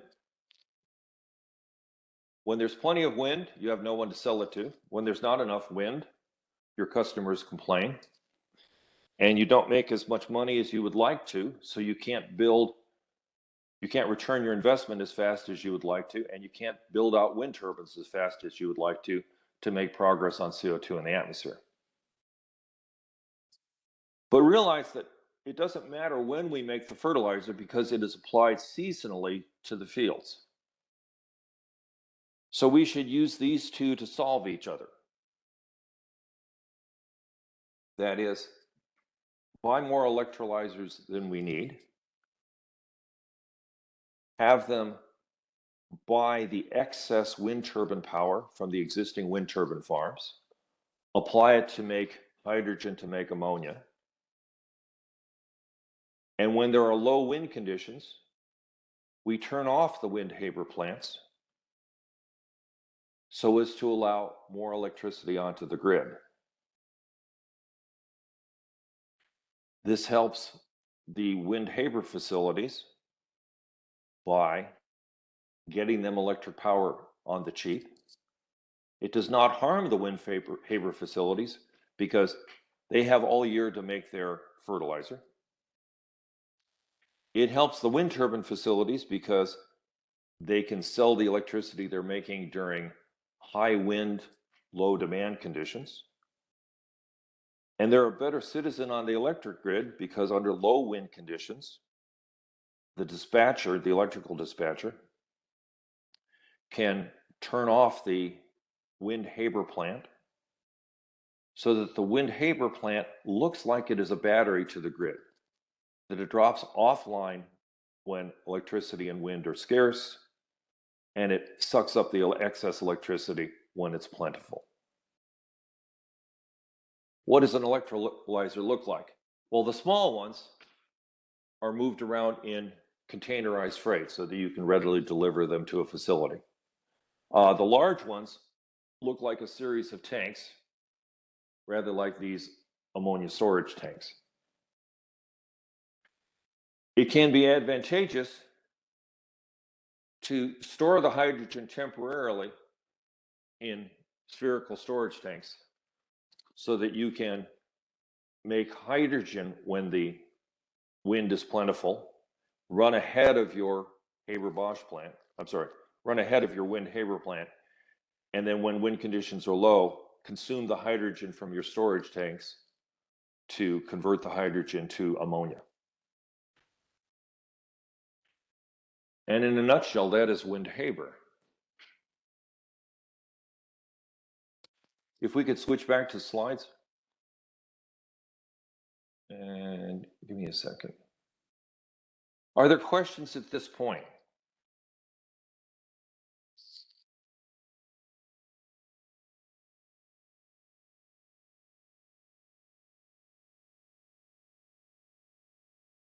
Jareen, are you getting any questions? Otherwise, we'll go ahead with the slides. I don't see any in the chat box yet, but I did put links to that white paper and then the materials on the USDA website. Ah, yes. Okay. If you would, go ahead to slide number 8.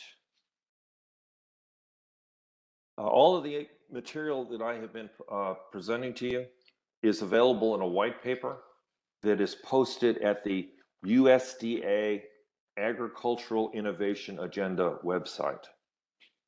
The slides in this presentation are a short form of that. We just treated this slide for the wind turbine economics. The wind turbine disadvantages are addressed by how wind Haber can be operated, so the two of them get along well together. One of the best things to do in engineering is to have two problems and feed them to each other so that they solve each other. It's just pretty slick. Slide 9, please. How about the birds and the bats? We have a significant number of bird kills on wind turbine blades, and for that matter, power lines. The wind turbine blade tips move fast enough that the bird species have a difficult time avoiding the blades or getting caught up in the turbulence. We might use sound markers because birds and bats hear, but humans would be aware of the sound markers, so we could put whistles on the wingtips. But the Swedes have observed that if you illuminate wind turbines with ultraviolet light, that the birds avoid them. So the suggestion is that we mount ultraviolet LEDs, light emitting diodes, on the blades and flash them in some appropriate pattern. This would be an excellent study topic for an ornithologist. so that we would in effect bell the cat that yes, with wind turbines, we have created a new top predator in the ecosystem. But if we market, then the birds that avoid the blades will survive to make more birds that avoid blades. And within a few bird generations, we should have a successful adaptation. This is a draconian approach, but it takes advantage of nature's evolutionary capabilities to solve the problem. The Swedes have also found that high power tension lines, if marked with ultraviolet LEDs, have a 98% avoidance rate. This would substantially lower the footprint of power lines and wind turbines on the fauna.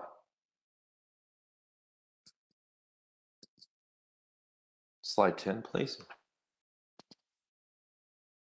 Okay, how does all of this work out? So, pulling out the chemistry books and running the calculations, we take all the chemical components of the chemical reactions, calculate the molecular weights, how much of each of the molecules used in each of the reactions, the total weight of that kind of molecule, and we obtain weight ratios for both processes, both the original Haber-Bosch process and the suggested Wind-Haber process. And we find that in order to make 34 pounds of ammonia, we have to use 12 pounds of natural gas, and we produce 33 pounds of CO2 in the original Haber-Bosch. And prowling through CF Industries' report to its stockholders, we find that for every 12 pounds of natural gas they use to make ammonia, they use 37 pounds of natural gas for heating. Ammonia is a very high energy compound, so you have to push a lot of energy into the process that makes it. That's bad enough, but between the natural gas that is used for feedstock to actually make the components, the molecular structure of the ammonia, and the 37 pounds used for heating, we produce a total of 135 pounds of CO2 for every 34 pounds of ammonia, which is to say, you release about 4 pounds of CO2 for every pound of fertilizer. Messy. Plus using the natural gas. In the Wind-Haber process, we change all that. We don't use any natural gas. We don't use any CH4. We don't produce any CO2. We use about 1.5 pounds of water to get every pound of ammonia. And we release a little more than 1 pound of oxygen into the atmosphere.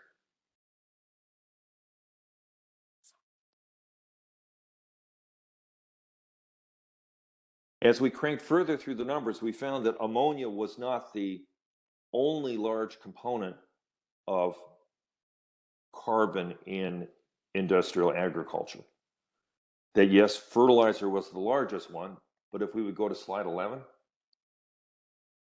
we found that the gas and diesel agricultural fuel to run the agricultural fleet is 20% of the Midwestern industrial agriculture footprint.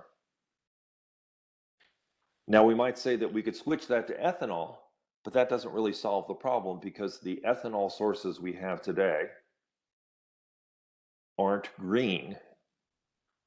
We're using fertilizer produced by Haber-Bosch, so we have brown fertilizer, to raise grain, which would be brown grain, which we send to an ethanol plant and we get brown alcohol. So simply switching over to ethanol is not the solution. Instead, however, if we implement Wind-Haber, we get green fertilizer, we get green grain, and any ethanol we produce is green ethanol. And cranking through the numbers, we find that we need to consume just 2.3% of the grain harvest in order to produce sufficient alcohol to fuel the present Midwest industrial agriculture, ag fleet. This is where automotive engineers come in. The earlier engines cannot handle alcohol. It dries out their gaskets. But our automotive engineers point out that by the time we implement Windhaber, those older engines with the vulnerable gaskets will have aged out of the fleet. And the more recent engines can handle E95, that is 95% alcohol, just fine without damaging the engines. Further work would be required to handle E100, which is 100% alcohol. But given that Windhaber itself eliminates the carbon footprint of the fertilizer, which is 80% of the footprint, and the E95 solution would eliminate another 19%, that would get us 99% of the way there.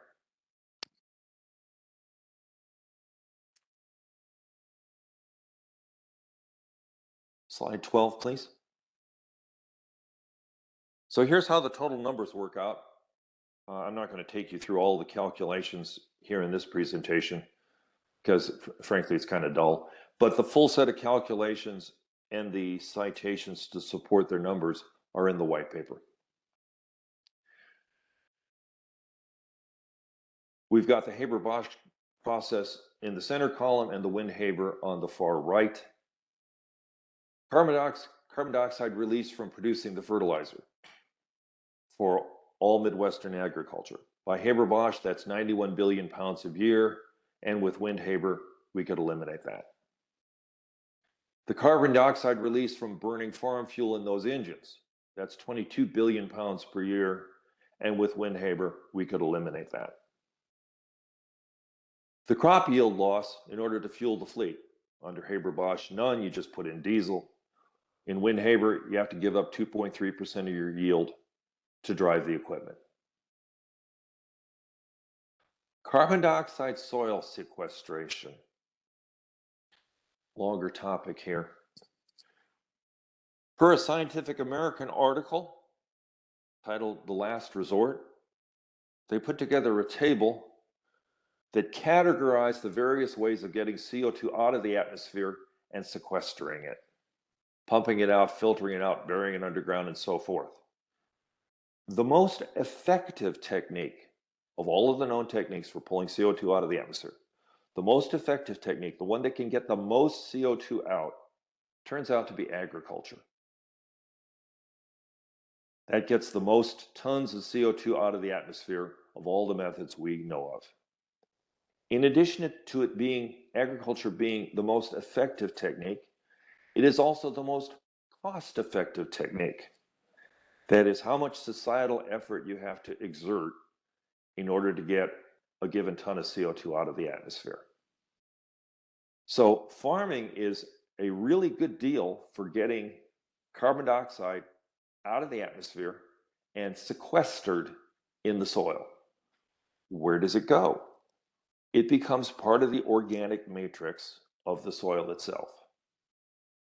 So since 1985, we have, through fertilization and no-till farming, we have restored about 1% of the organic content of Midwestern soils. This soil sequestration of CO2 happens whether you're using the Haber-Bosch technique or the Windhaber technique. So switching to Windhaber would preserve the soil sequestration. The CO2 is pulled out of the atmosphere by photosynthesis. It is temporarily stored as cellulose in the plant. I don't count the grain. Why? The part of the CO2 that goes into the grain gets shipped off to the human population. They eat it, burn it, and exhale it as CO2. So for 1 pound of ammonia, you get 50 pounds of grain, and that CO2, 50 pounds worth, gets put back into the atmosphere by the humans that consume it. It is the 150 pounds of straw and root that is of interest for sequestration. With no-till, that gets left on the field. And at present, 3% of that gets permanently sequestered in the soil. The other 97% oxidizes on the field and returns to the atmosphere. This would be an excellent research area for a soil nutritionist or a soil biome expert. If we could raise that 3%, we could increase the carbon dioxide being sequestered by agriculture. Okay, continuing. Haber-Bosch consumes 33 billion pounds of natural gas each year. Windhaber, none. How about economics? Using the 2020 prices, natural gas was selling at $2 per MMBTU, and bulk electricity from wind turbines was selling at 2 cents per kilowatt. That's a break even on energy cost. Reading through CF Industries' advice to its stockholders, I find that they're preoccupied with how much energy it takes to make fertilizer, because fertilizer is an energy intensive product. And they seem quite comfortable with building additional fertilizer plants to exploit the then low prices of natural gas. Things have changed a lot from 2020. In 2020, natural gas was $2 per MMBTU. CF Industries was hedging against it going to $3 per MMBTU, and fertilizer was $200 a ton. So in 2020, $2 for the natural gas, $200 a ton for the fertilizer. In 2021, we changed our policies with respect to fossil fuel at the federal level, and natural gas a year later was at $5 per MMBTU. It increased in price 2.5 times. And fertilizer went from $200 a ton to $500 a ton. This is significant because a farmer's largest line item, the biggest bill they have to pay, is that fertilizer bill. So we went in 2020 from $200 a ton to $500 a ton. And this year in 2022, fertilizer is $1,500 a ton. With this rapid cost escalation, both of Britain's Haber-Bosch plants shut down, and we have put a good-sized chunk of the world population at risk for starvation.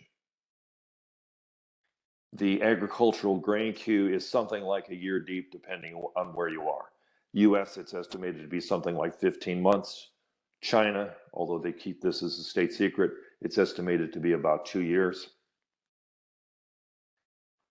So the current energy price situation should make Windhaber more attractive. Bird kills. With Haber-Bosch, you don't have any. With Windhaber, you've got wind turbines, so you've got to count the bird kills. And it's projected as practically none after 10 years, after the birds have adapted. How about the nitrogen from the atmosphere? It's a straightforward calculation. You calculate the amount of nitrogen in the atmosphere. Earth's atmospheric pressure is 16 psi. The Earth's got a surface area, so much percentage of nitrogen. You calculate how much nitrogen we use annually as fertilizer, assume it stays in the ecosystem for 10 years before nitration puts it back into the atmosphere, and it comes out to about 21 parts per billion. So even if we double that and say that the nitrogen stays as plants and people for 20 years, it becomes 42 parts per billion. If you double the world's population, you want to feed twice as many people, it comes to about 80 parts per billion. It's still a trace quantity. So the atmospheric nitrogen level is, the change is scarcely detectable. Water is also a crucial resource. It's used in both the Haber-Bosch and Wind-Haber processes. It is the equivalent of 0.0001 inches of rain. So it's a tiny amount. If you treated the fertilizer application as a sheet of paper, it would be spread as thin as rice paper, and the water is a comparable amount. Even in western Kansas, the annual rainfall needed for crops is 20 inches per year. Okay, so in summary, Wind-Haber eliminates the Haber-Bosch ag fuel emissions of CO2. It maintains the present levels of CO2 sequestration, food production, and food price. And where natural gas is scarce, Wind-Haber does the same. Notice that a Wind-Haber plant is inherently off-grid, so that you could set these up in second and third world countries and end their importation of fertilizer across the oceans, get them on a much more local economy, and that puts them in a better position to adopt organic food practices. Slide 13, please. What do you need to do in order to implement Wind-Haber throughout the Midwest? You need electrolyzer units. These split the water into hydrogen and oxygen for Wind-Haber step 1. These already exist for purchase. They can be bought in turnkey containerized forms. They can also be bought in larger forms that get set up in what amounts to warehouse space. There is a Norwegian company named Nel who sells these in industrial quantities and sizes. The nitrogen plants, these already exist. We have 52 of these plants scattered across 29 states. The numbers vary a little bit depending on which ones go in and out of business. They can be outfitted with electrolyzers and hydrogen storage tanks if desired, such that the plant manager can switch between hydrogen from water and hydrogen from natural gas in a fashion that's fully forward and backward compatible. This is very good for plant risk management, and they can gradually transition. The storage and distribution methods are already present throughout the Midwest. The electrical grid already exists. Next slide, please. Implementing Wind-Haber throughout the United States, we would need to generate, we produce throughout the United States about $23 billion of ammonia per year. That's the US market. We would need about 4 billion pounds of hydrogen per year. The electrolyzers to implement that, if the electrolyzers were running full time, that would be about $4 billion worth of electrolyzers. And if we want to buy the electricity cheap, we should have something like twice that many so we can run the electrolyzers just half the time when electricity is plentiful. So that bill would come to about $7 billion. In best mode, don't purchase wind turbines. Instead, purchase extra electrolyzers. You would be a friend of the wind turbine farms because they would have some place to sell their excess. And you're not building wind turbines and competing with them. Shut down your Wind-Haber plants during high demand, and again, you're the friend of the wind turbine operators. It also eases the intermittent problem of the grid operation. So in the cold difficulties we had through the lower Midwest last year, you would shut down the Wind-Haber plants. Next slide, please. Recommended pilot project. Given where everybody is, there is a coke nitrogen plant at Enid, Oklahoma, not far north of Oklahoma City. Coke is the #3 US fertilizer producer, and #3 always wants to be #2 or #1 this would be a way for them to proceed. North Central Energy Facilities is located in Oklahoma. It's within 100 miles to the southwest of Enid. That cluster of wind farms, the Traverse, Sundance, and Maverick wind farms, produces a total of 1.48 gigawatts, which is plenty enough power to operate the Windhaber modified facility at Enid. The utility company that services the area is Oklahoma Gas and Electric. So they would, of course, presently be providing the natural gas to the Enid facility. They also have the distribution from the wind turbine farms at Traverse, Sundance, and Maverick. So the pilot project would be to acquire and install an electrolyzer so that Windhaber could be operated at an industrial scale in the Midwest, and then go ahead and measure the effectiveness and demonstrate the economic feasibility.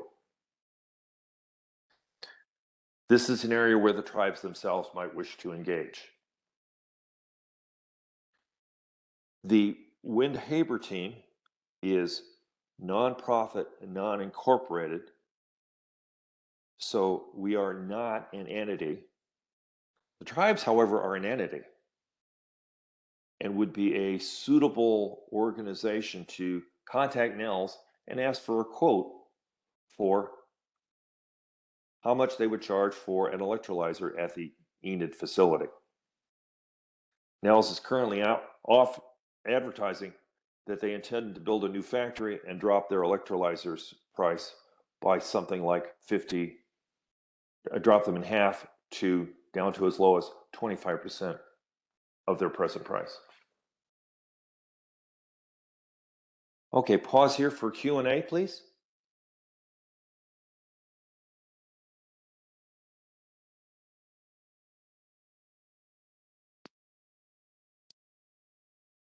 Jareen, are we showing any questions? I do not have any in the chat box yet. Okay, while they're mulling that over, I want to go to some detailed topics. Slide 18.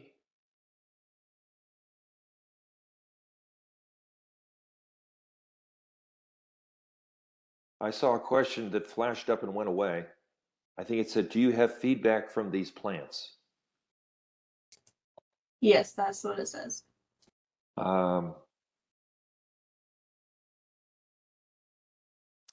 Okay. I think that means, do we have feedback from the companies that own the fertilizer plants?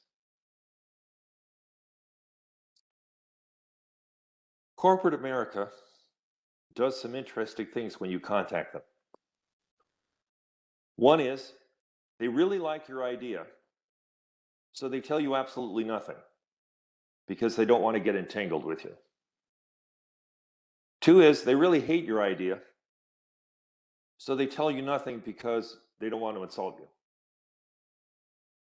Three is, they're already working on it, and they don't want to have to pay you licensing fees, so they don't tell you anything.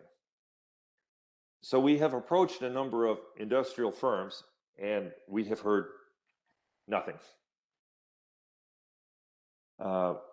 Why do I give this assessment of corporate behaviors?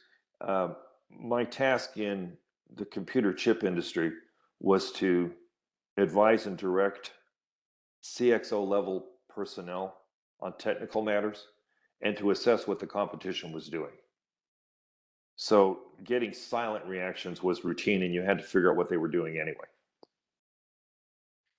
We're going to go to slide 20. No, go to slide 19, please. Okay. Look at like-minded others. Nell makes electrolyzers specifically for this purpose. There is a Windhaber plant that is being implemented on the northwestern shore of Australia. So there is some industry activity in this area. The reason we're courting Midwestern industrial agriculture is that's approximately half the grain on the planet. If we don't persuade them, then we have failed. If we do persuade them, then we've won.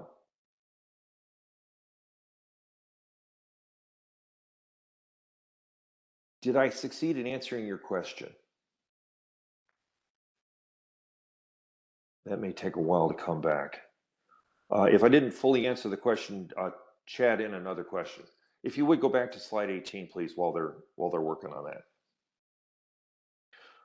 Rainforest deforestation, rainforest discussion. Oh, good. The answer is yes. That did answer the question. That's why the Q&A is valuable. You actually get to ask. The rules are for this session, your questions will be fully answered, and you get to judge whether or not. Rainforest destruction. Part of the reason we're destroying the rainforest is because of hunger. We burn down forests to clear fertile soil for farming. Basic farming depletes the soil nutrients, and then they go on and burn down a new region, and cycle repeats. Windhaber is inherently off-grid, so they could be installed in second world locations so that they can maintain the fertility of their existing farm tracts. Again, the soil is a vessel. You have to put back what you take out. That's good stewardship. I like the quote from this morning. If you go hungry, it's your fault. So we could enable them to take care of the farmland they already have, and it would remove one of the motivations for destroying the forest. Imagine the forest farmer. What? I don't have to move, burn, and clear to survive? Sure, I'll fertilize. It's easier. Note that we get the ecologically desired result, no matter what their motives are. Maybe they're lazy, maybe they're industrious, maybe they're hungry, maybe they love money, maybe they love the planet, but it all comes down to the same thing. They can use the land that they have and use it better and still meet their needs. This also paves the way to a biofuel economy throughout the second world.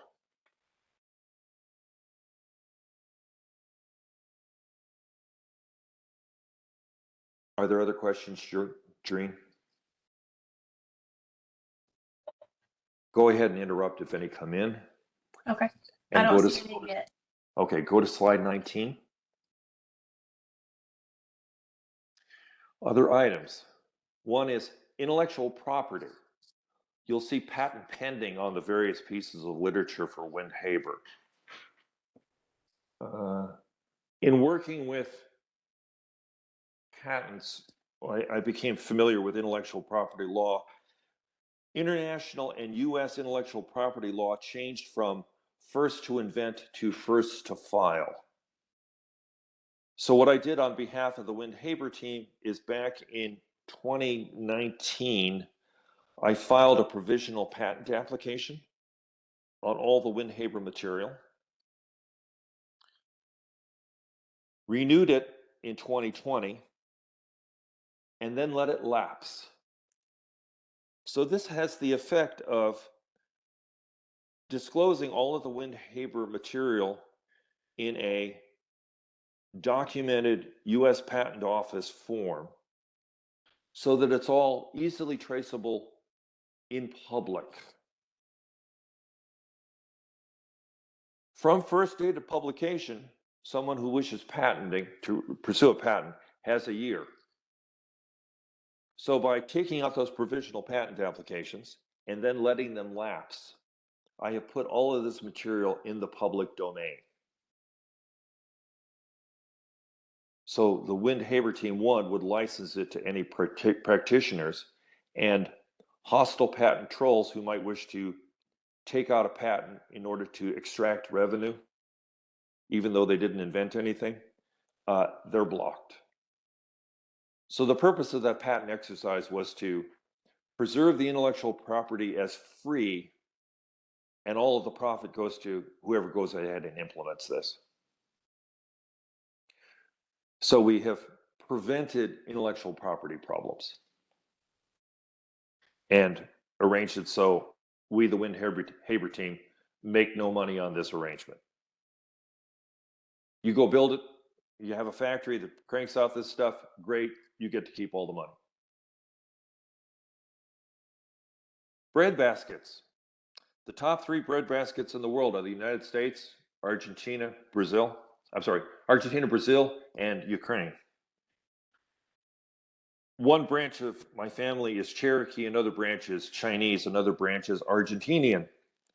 So we cornered our Argentinian, who happens to be a linguist, and he created the colloquial Argentine translation of the Windhaber materials.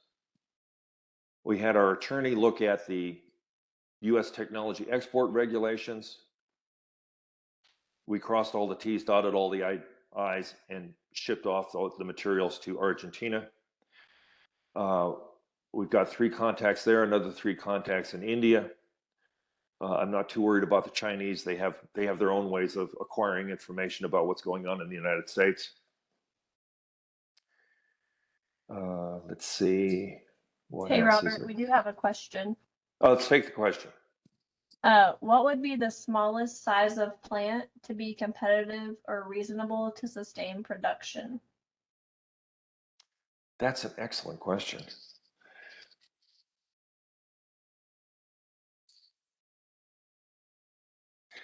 So looking at what's going on in the United States, the U.S. ammonia production has stabilized at about 50 plants. So roughly 2 per state. So really not very big.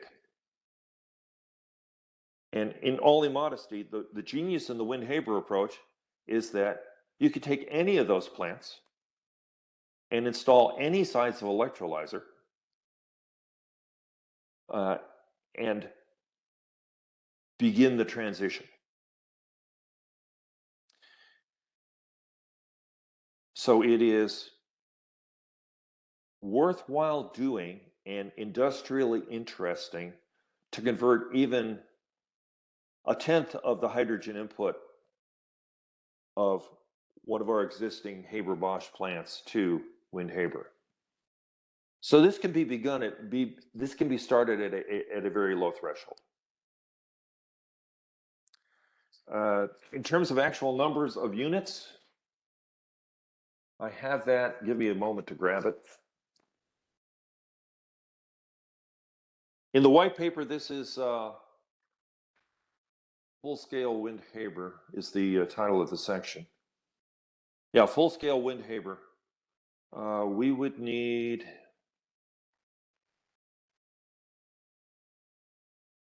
turbine demand. Oh, there we go. To do the entire country, we would need to purchase 600 electrolyzers. There are 50 plants. So approximately, to totally convert one plant, we would need 10 electrolyzers. Model 3880 from Nell. I believe they now put that model series under the 4000 series. So if you buy one electrolyzer, that'll convert 1/10 of the plant's natural gas to hydrogen from water. And if you buy 10 of them, you convert the entire plant in round numbers.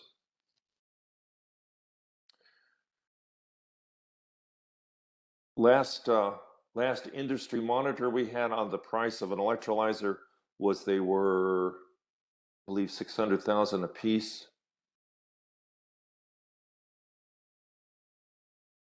I'm not seeing that right off the top of my head. Process heat power. Yep, 6 million a piece. But that is dated. That's from the Nikola truck company that went under. I think it would be much more relevant to use your entity name and get a current quote from Nell.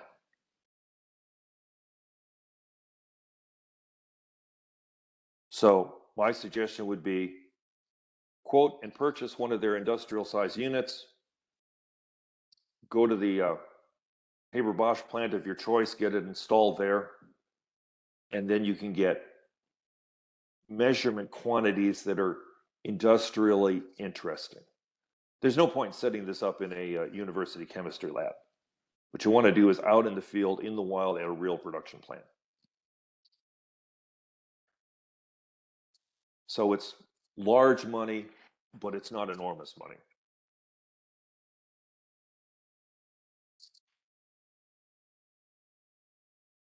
And please let me know if I thoroughly answered your question. And we'll go back to thread. LEDs we've already talked about. There is other work going on in this general field. Notably, University of Minnesota has been studying improved catalysts for the ammonia synthesis process. In what I regard as extraordinarily ingenious is that second step where we synthesize the ammonia is very energy inefficient. The ammonia has to be heated and cooled many times in order to do successful distillation. It's not like alcohol where you can run it through once and get most of the alcohol. Ammonia is very difficult to separate from its ingredients. It has to be run about 10 times. Well, what University of Minnesota has realized is if you pick the right molecule, the one with the right configuration of electrons, something like magnesium chloride, then you can put the solid magnesium chloride in the hot pressurized gas vessel, and the ammonia sticks to the ammonium chloride, to the magnesium chloride in a physical process called adsorption. So the ammonia effectively becomes a solid. So you go through an airlock, put in the magnesium chloride, let the ammonia get stuck all over to it, and then pull the magnesium chloride back through the airlock. So your reaction vessel remains pressurized and hot, and it's got all those good ingredients in it. When the magnesium chloride is in the airlock and depressurizes, the ammonia releases from the magnesium chloride. So you get a much more efficient separation step, and that's good for just everybody.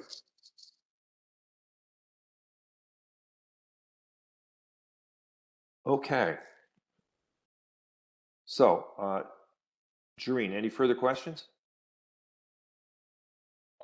Not at this time. All right, if you would go to slide way back early, the food slide, slide 4.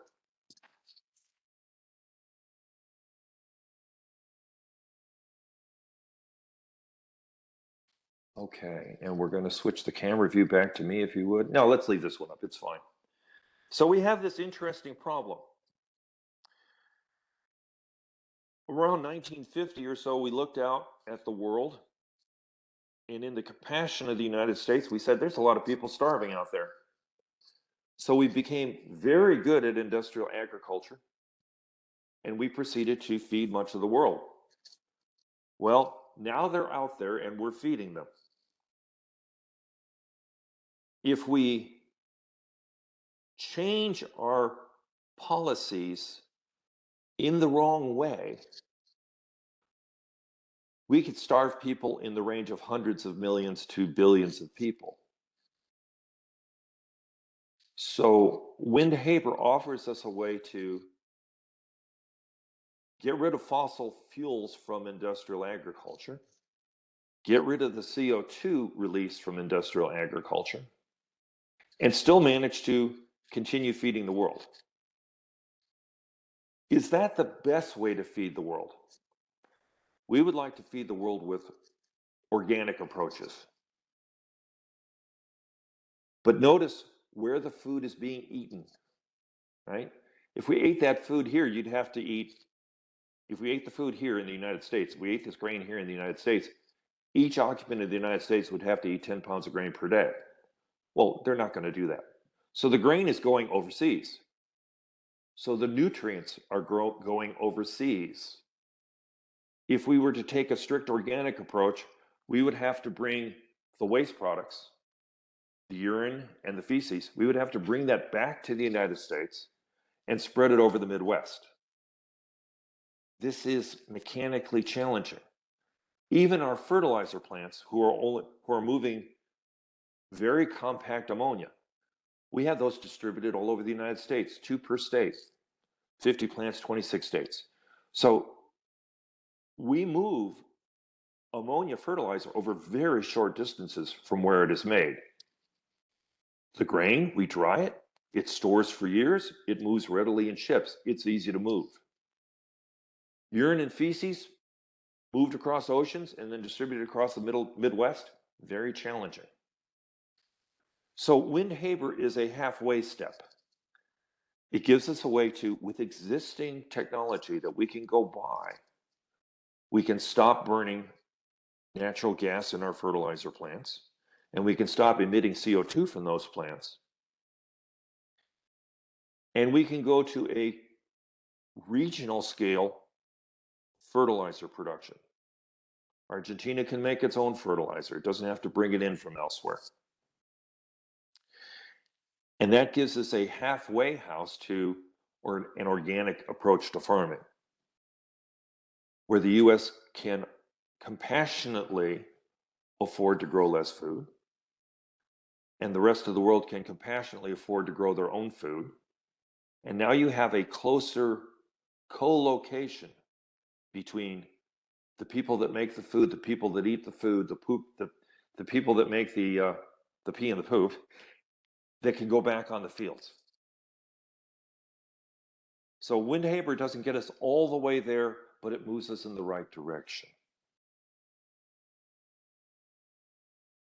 And it's up to proceed. I'm not making any money on this. I turned 70 this fall. I am already in God's waiting room.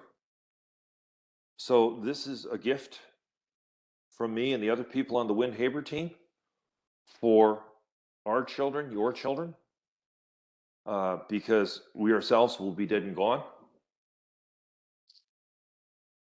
One of the groups that I really like is the seventh generation people, who say we should look at our decisions today from the viewpoint of 7 generations from now. And we should grade ourselves on whether or not those people 7 generations from now look back at us and say, yes, you made a good choice, or no, you didn't. And I would hope that they would look upon Windhaber favorably. And that is the conclusion of the presentation, unless there's further questions. And back to you, Jereen.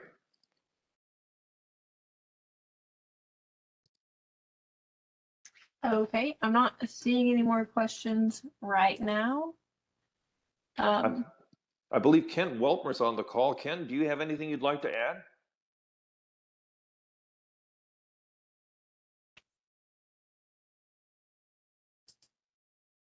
Kenton is the one who did most of my education as a farmer. Usually by making me chase cows or hold something while he was welding or driving a tractor or some such.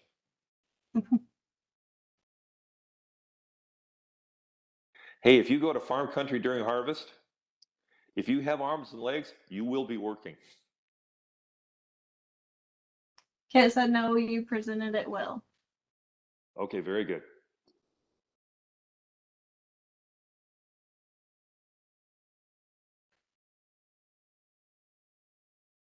Okay, Dream. Thank you. Thank you. If we do get any more follow-up questions, I will send you an email. Okay, very good. And we are at people's disposal. Yes. These display materials do double duty. They're actually part of an HO railroad, but they're also a miniature example of a prototype Windhaber facility.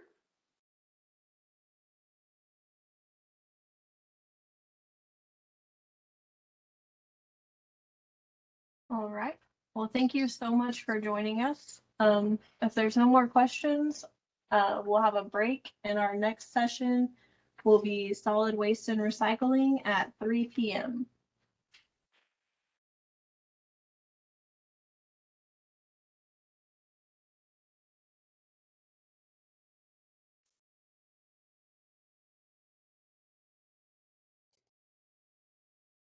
Good afternoon. Thank you for joining us for the solid waste and recycling session of the ITEC conference.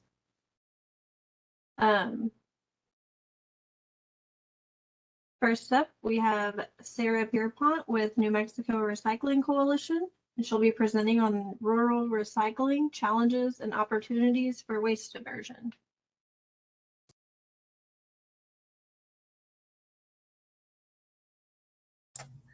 Thanks, Jareen. I'm happy to be here. I'm just starting to share my screen.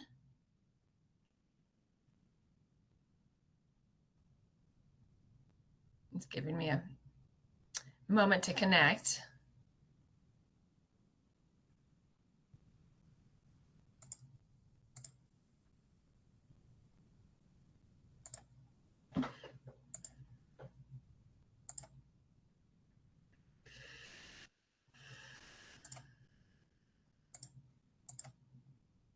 Okay.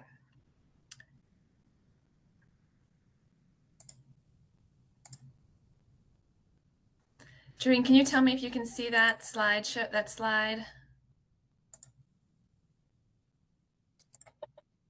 Oh, I still see it in PowerPoint right now. Okay. Let's see.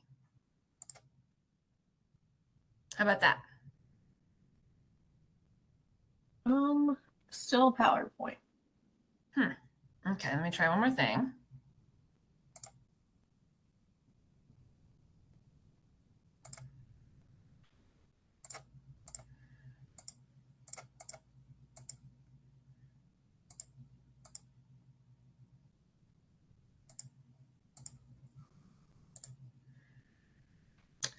Well, let's see. I only have one display, so it should work. Did that do anything? No. Okay. Screen. Okay, let me know if it, I'm keep changing things. So you see the blue sky in the picture, the first slide, but you see the whole thing, is that right? Right. Okay. Well, we might have to just do it this way. I only have one monitor set up, so I'm not sure what's going on. Do you have any helpful ideas? Can you try going down where it has like the zoom at the bottom right corner? And there's like a little drop down screen next to it. In PowerPoint or in Yes, in PowerPoint. Okay. Just to the left of the zoom Right. bar. I did that earlier. Let's see. Is that any better? No. Huh. I'll try one more thing.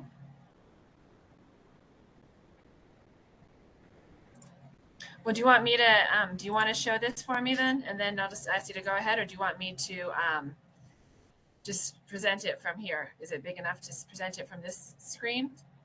If you want to send it over, I can do it for you. Okay. Thanks, Jareen.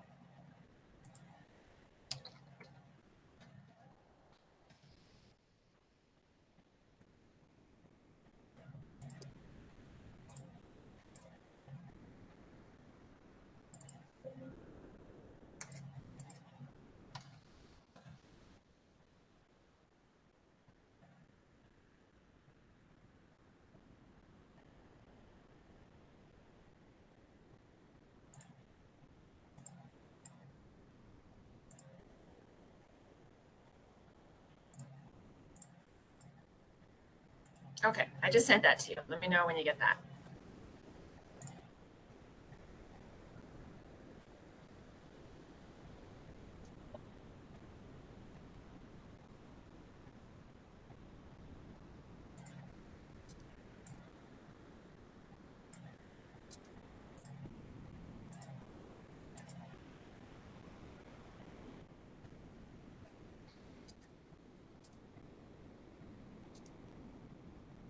I'm not seeing it yet. I'm going to send it to you as a different version. I'll send it to you as a PDF, so it's a smaller file.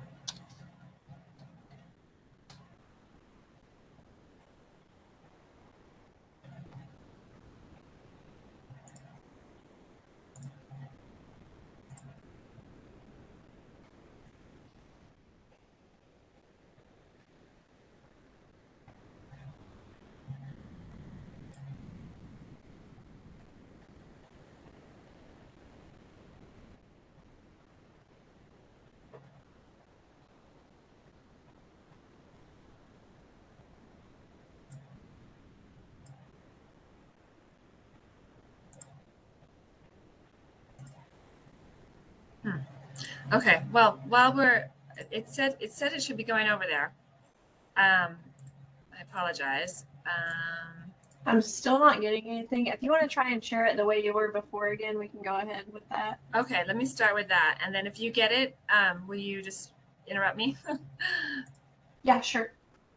Okay.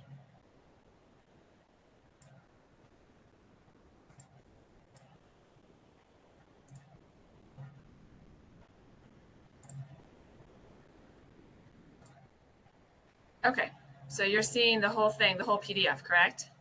Sorry, the whole PowerPoint? Yes. Okay, well, I'll and then when I do this, is it changing the slide? No. So is there a bar at the top of yours that says like enable editing or anything? Yeah.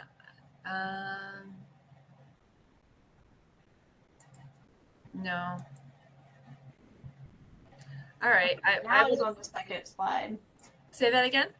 It's on the second slide now. So what I'm going to do is just make this, I think you're seeing my whole screen. What I'm going to do is just make this as big as I can. Okay. That work? Okay.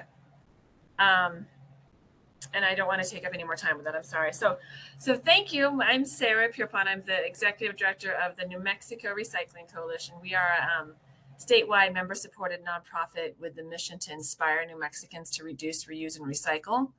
And I'm talking about rural recycling challenges and opportunities because New Mexico is a really large and rural state. We have just over 2 million people, and we're the 5th largest state in the country.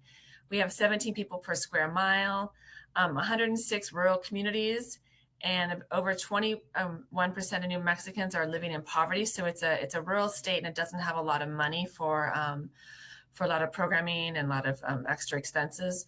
Our annual state recycling grant, we get about $175,000 to $200,000 a year that our state can provide to communities to help with recycling programs. We have one end market in the state that is a cardboard mill near Grants, New Mexico. And our diversion rate is 21%, and that includes, like alternative daily cover and other aspects of keeping some items out of the landfill, like compost. And our recycling rate is 16%. And those are from numbers from 2015, which is the most recent numbers that we have. So historically, we've had a lot of challenges to recycling. Limited populations means limited material. It might take a really long time for a small town to get enough material that a market wants to come and buy it.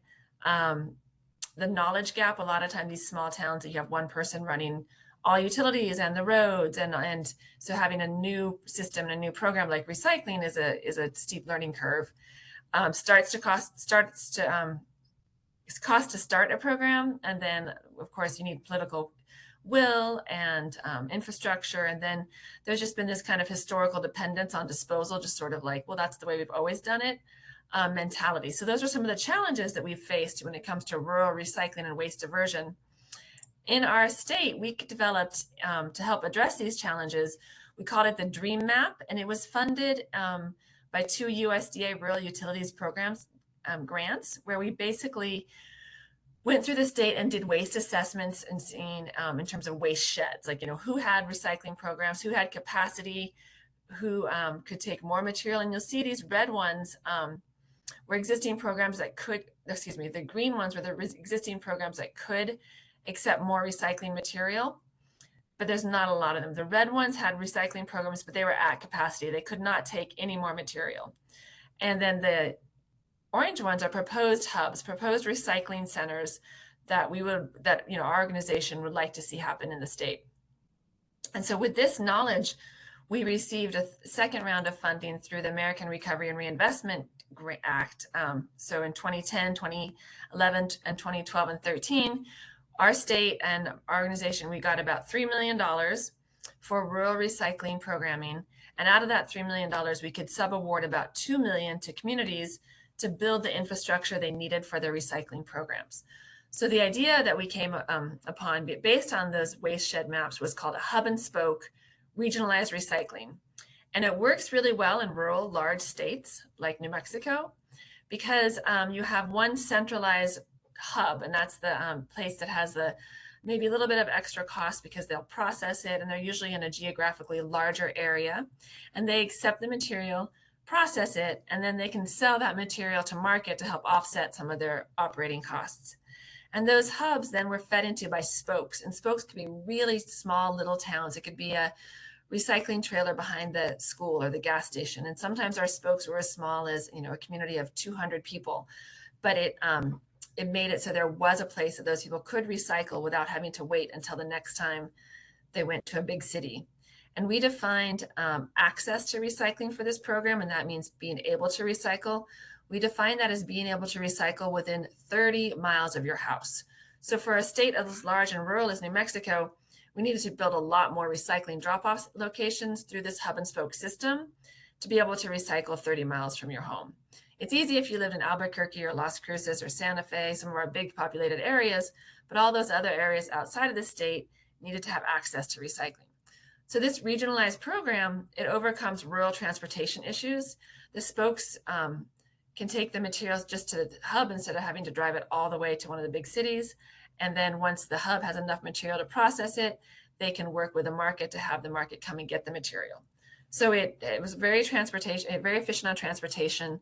The spokes avoided costs. So they were managing the same amount of material, whether it went to the landfill, where they paid a lot of money to have it disposed of. They didn't have their own landfills. They had to pay a tipping fee for that. And the spokes sent the material either to the landfill where they paid to bury it. But now with this system, the spokes could send the material to the hub, and they weren't paid for the material, but they didn't have to pay to have it buried. So it's cost avoidance. And like I said, those hubs could, they would process and bale the material and then sell that material to markets to help offset some of their expenses. In this system, we designed a very, just the minimum, just all that you would need for a recycling hub. And we did that at about $309,000 per hub. We put together 6 new recycling hubs in our state.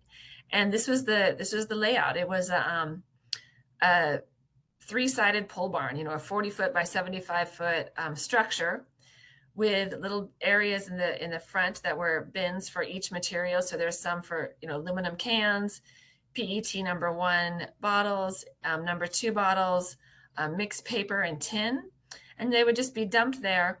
And then when there was enough material to make a bale, it would be taken to the baler and conveyor, pushed into the conveyor, made a bale, and then it could be stored out of the weather for until there was enough material, enough bales to have a market come and pick up the material. So in these recycling hub budget, this is kind of the breakdown. We had the baler, we got the large horizontal balers so they could make really heavy, large bales and meet the specifications for the mills and for the transportation. When you're transporting material, if you have a bale that takes up a lot of space and it doesn't weigh as much as it could, that's you're basically spending money to haul air. And all the shipping companies and the markets did not want to do that. So they needed to make sure that their 20-ton truck, their 53-foot trailer really did weigh about 20 tons. And in order to do that, you need a good baler, horizontal baler that can really compact the material for you. Forklifts, we needed to be able to load the material to the market and move it around in our facilities. Portable loading dock, the roll-off collection equipment that would be used either at the hub or maybe a nearby spoke to collect the material from the residents. And all of our spokes and hubs that we set up, except one, were source separated. So as you know, source separated means the residents do a lot of the work for you. You'll have a bin that says aluminum cans, a bin that says cardboard, a bin that says plastic.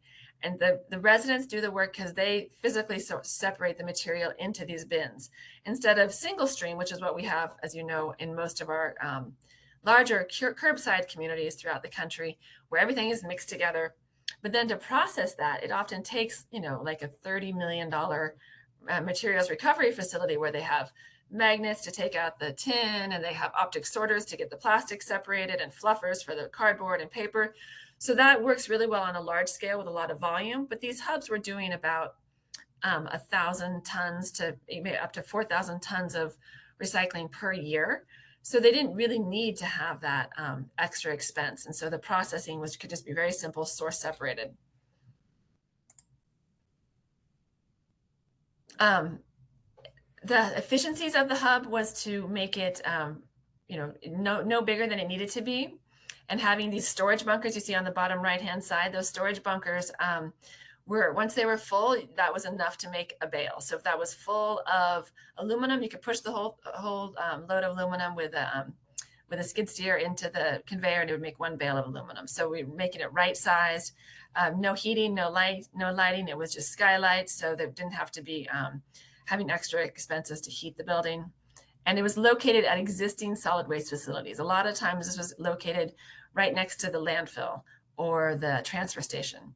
And it used a lot of existing staff and equipment.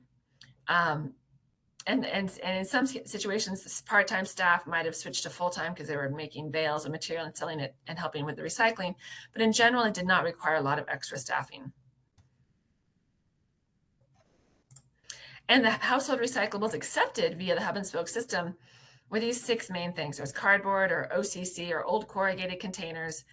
For plastics, we only did mixed number 1 and number 2 plastic bottles.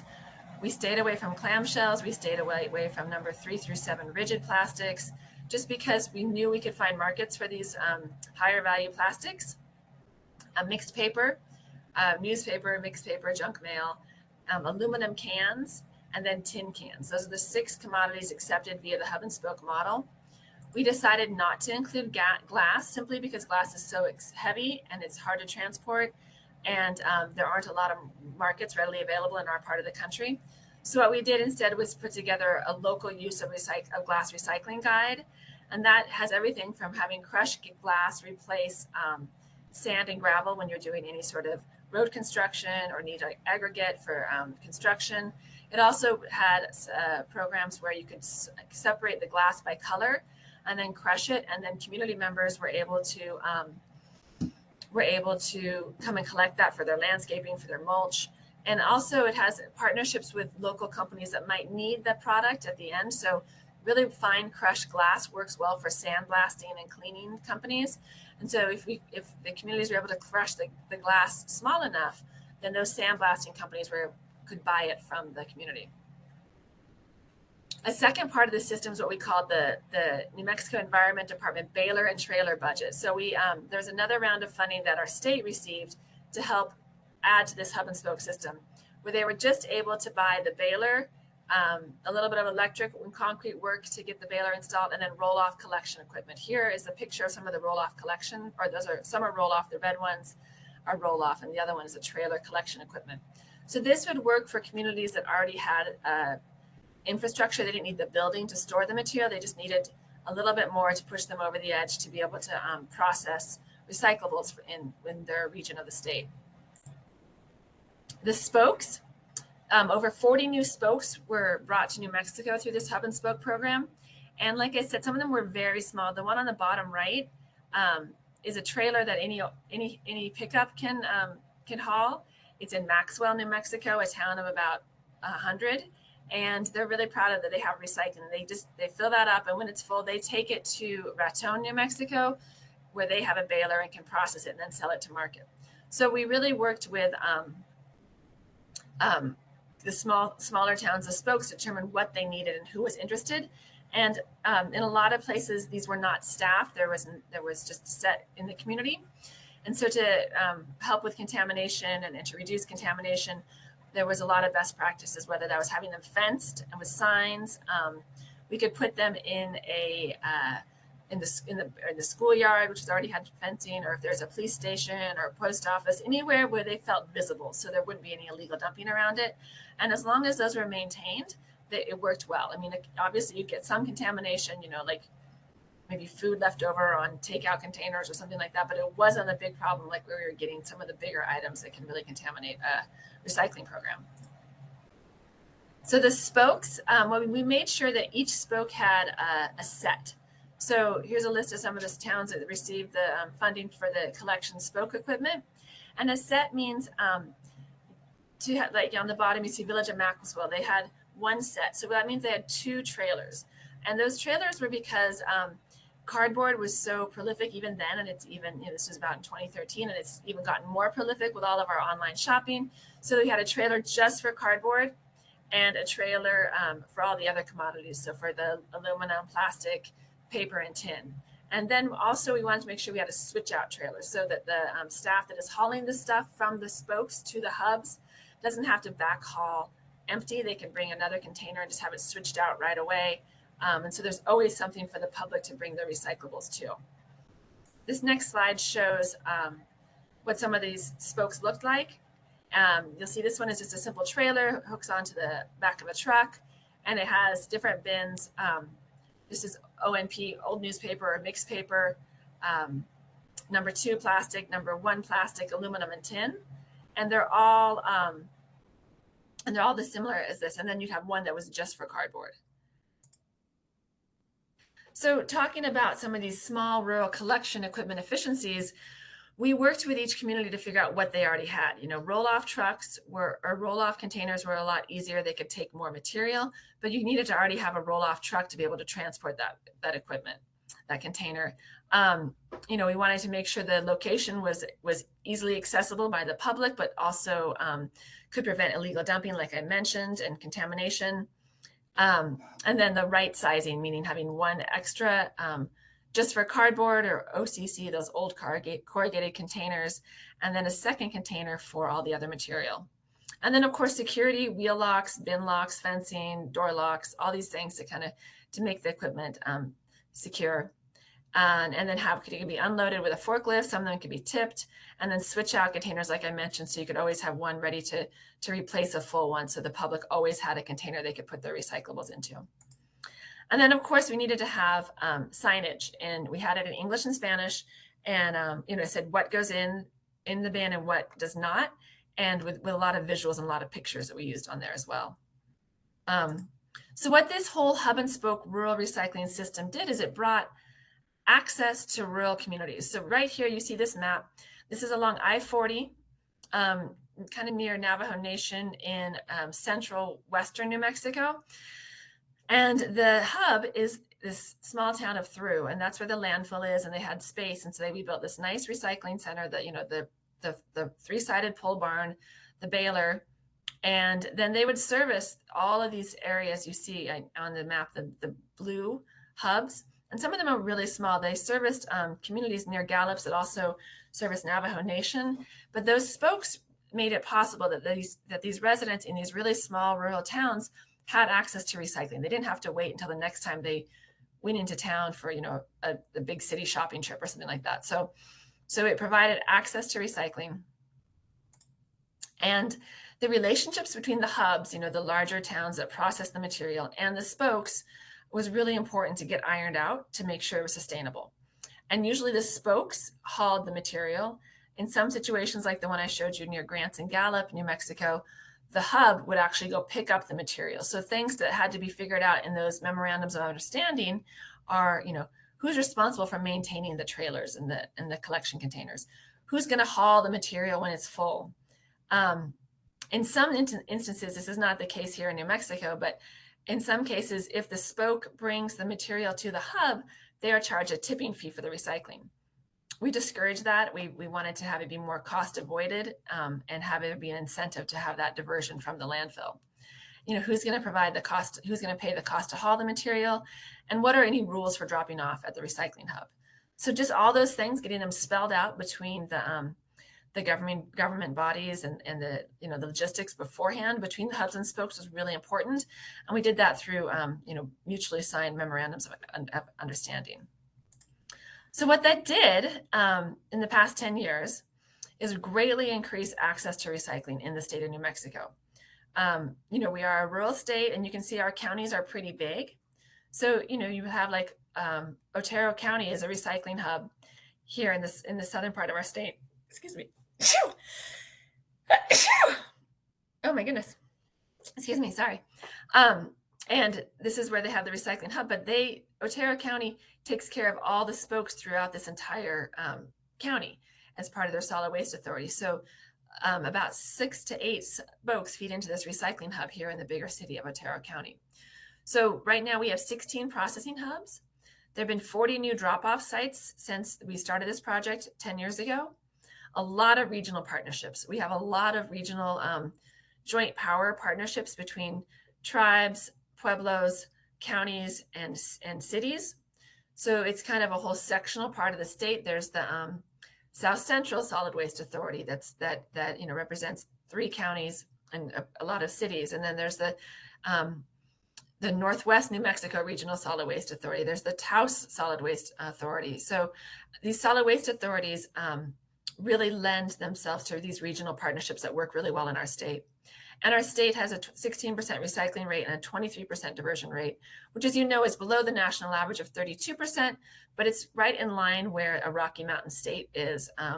Whereas before we started this, we were substantially below that 16%.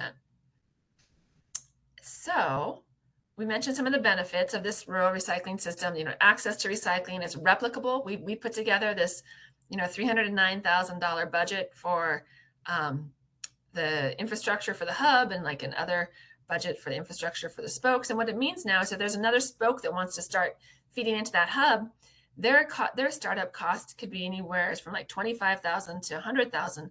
And our state does have a funding mechanism for that. We have the state annual grant for recycling and illegal dumping, so it can help create more spokes that can feed into existing hubs. It overcomes the rural transportation issues, and it's a kind of a collection point that reduced tip fee costs and potential hauling for the spokes. And then the hubs get to generate revenue from the sale of the recyclables to help cover some of their operating costs. I wanted to touch on one part of this, which is we really worked with when we were talking about rural recycling efficiencies, which is full cost accounting. A lot of the time, the upfront costs of a program or a system might kind of stop people from wanting to do it. But then if you look at all the upfront operating and back end costs, we could show that the cost savings was actually the long-term benefit was actually going to be enough to justify the additional work and effort for the community. One way to look at that is an example with recyclable waste. You have this waste, and if it's 1 ton of material, you can send it to the landfill, where you pay a $22 per ton hauling to get it to the landfill, and then a tipping fee of $28 per ton. The tipping fees in New Mexico, we have a lot of land. They're pretty cheap compared to the coasts. If any communities see $28 a ton for trash, and they're used to more like the $300 a ton on the East Coast or West Coast, that seems low. And it's probably more like 35 now. But even so, it's still a lot of money to pay when you're sending all your material there. So you're spending about $50 per ton in cost. Where if you're managing that same material and it's going to recycling, well, it costs about $60 a ton to bale it, but then you can sell it for about $75 a ton on average, all the different commodities. And so the net difference between that, $50 in expense and then the $15 in revenue is about $65 a ton in revenue. So we just really wanted to show the advantages of economics of recycling and making sure that included cost avoidance. And also You got about 5 minutes left. Perfect. Thank you. So another example I want to show is Jemez Pueblo. It's a rural recycling example. Jemez Pueblo serves about 500 households in kind of central western New Mexico. And they just did this. They received a grant from the state for $32,000. So what I love about this is it's not a lot of money. For $32,000, they could have they're kind of their own hybrid hub and spoke model. They poured the concrete themselves, but then the state bought the building and bought the baler. And so now they have, it's a vertical baler. It's a smaller baler, but they're able to kind of serve as a spoke in that they take the material, they bale it, they consolidate it. So now it's a lot more efficient to haul that to Albuquerque, and Albuquerque is the market. So they're sort of like a spoke to the city of Albuquerque's recycling markets there, but they're also kind of like a hub because they have their own baler and they can process it a little bit. And it works really well for their small scale operation and about, like I said, 500 households. Another pueblo we worked with recently is another pueblo in the state that has about 500 residents. And we just finished a waste audit because they're trying to figure out if they need a second transfer station. And so we, with any program, it's nice to know a good starting point and what you have in your waste. And before you try and plan for the future, even on these really rural communities, it's really important to get that baseline. So what this pueblo found is that their waste is composed of about this, 60% is trash. There's not an outlet for it in their area, but a lot of that is food waste, cardboard, aluminum, glass, paper, and plastic. So the key takeaways is that they're doing the fact that there's only 3% of cardboard in the waste that we audited, when nationally there should be about 23% of cardboard in the trash, means this Pueblo is doing a really good job of diverting their cardboard, mainly because the attendant, when they come into the transfer station, tells people to put cardboard in the bin. Other items that are getting landfilled that have very low capture rates are aluminum cans, chipboard, and plastic #1 bottles. There was a lot of that material in the trash. And so it'd be really easy to design an education and outreach program that focuses on, diverting aluminum and plastic. And then we found in the recycling, they had a lot of plastic bags, which is a contaminant. And so again, it's important to design that program to let residents know, don't put your plastic bag in the recycling. Another part of Hub and Spoke that we wanted to talk about was compost and organics. You'll see here that there's about 16% of the waste in this Pueblo is food waste. And so we taught backyard composting programs. And the EPA notes about 30% of Americans' waste is readily compostable. So we taught people how to compost in their own backyards. And a lot of the Pueblos, there's a lot of agriculture and space. And so this was a really successful program on the Pueblos here in New Mexico. Another component that I wanted to mention, of course, is signage. You can see these drop-off containers. They're both green. They're both supposed to have cardboard in them. But this one on the top does not have any labeling. And so if you open it, it's full of trash. It's hard to tell that's supposed to be cardboard only because there's no signs. This one here on the left that's kind of not as shiny and a little bit more banged up has a lot of cardboard signage. And when you open it, it's full of cardboard. So it's just, and this is in a really rural town in the mountains of New Mexico. So something as simple as just a sign on the can, on the bin, is really important to reduce contamination. And then, of course, like I mentioned, those plastic bags in the drop-off is a really big problem. So we've created an education campaign about not bagging your recyclables. It includes social media, kind of knowing what to throw, don't have dirty food residue in your recycling. And so it's kind of based on what we learned from those waste audits, we can tailor this information to what the community might need the most. Okay, so this is my contact info, and I'm so sorry my PowerPoint didn't go all the way. I really thought I had fixed that, but I would love to take any questions if there are any.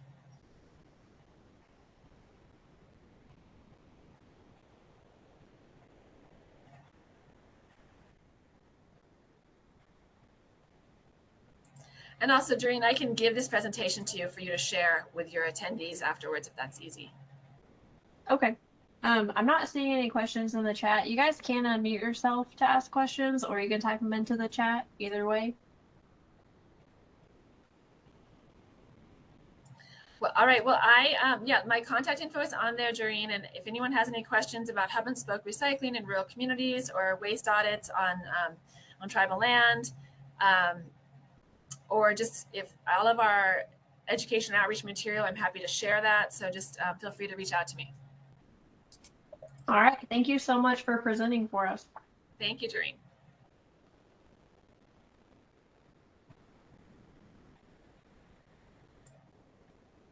Okay, and next up we have Chris Knight from the City of Stillwater, and he's going to be presenting on glass recycling.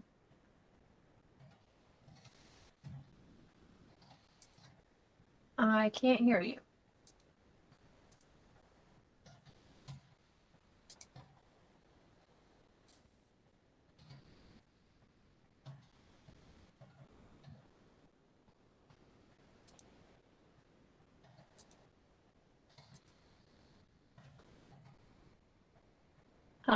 No.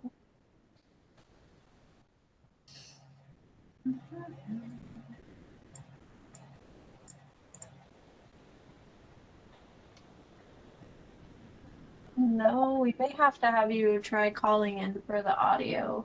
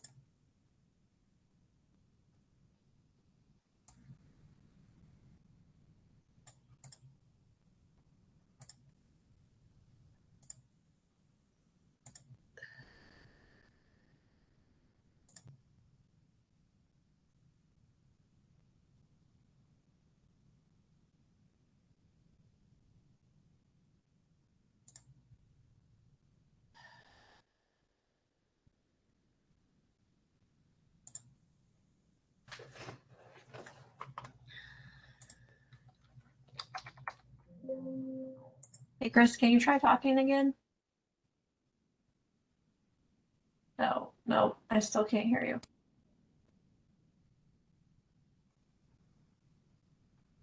Hey, Jereen, you want us to go?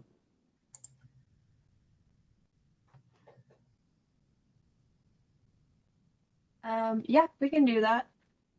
Chris, are you okay with the Muskogee Creek Nation going first?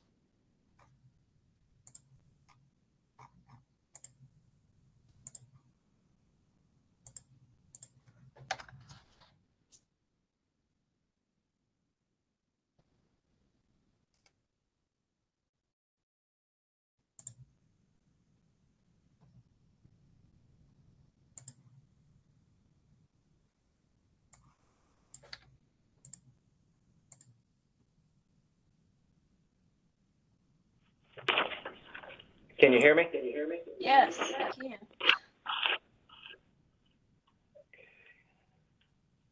Sorry about that. Okay.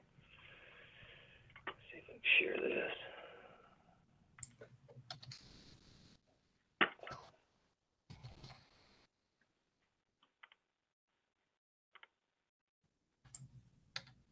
Can you see my screen? Yes. Okay. Sorry about that. I'm here to talk about glass recycling. I'm Chris Nye, City of Stillwater Waste Management Director, and there's my contact information. Today I'm representing the City of Stillwater, but also the Oklahoma Recycling Association.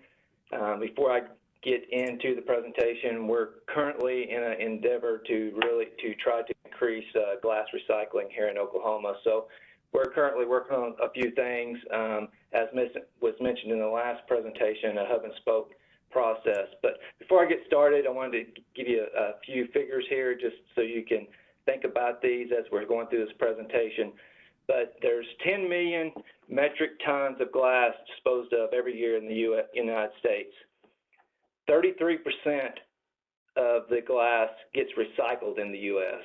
However, a couple other interesting factors is in single stream, if you have a single stream program, 40% of the glass gets recycled, and if you have a different process of collection, like dual stream or a separate collection, 90% of the glass gets collected. So those figures are pretty interesting, is that there's a lot of glass disposed of every year. Not much of it's getting recycled. However, a large part is if it is put into a recycling collection program. So a lot of this is going to be towards a municipal recycling and kind of what you're looking for and how you do it. But everything that we'll discuss today will actually work for a commercial or private business or a commercial business. So the interesting thing is that glass bottles and jars, they're 100% endlessly recyclable.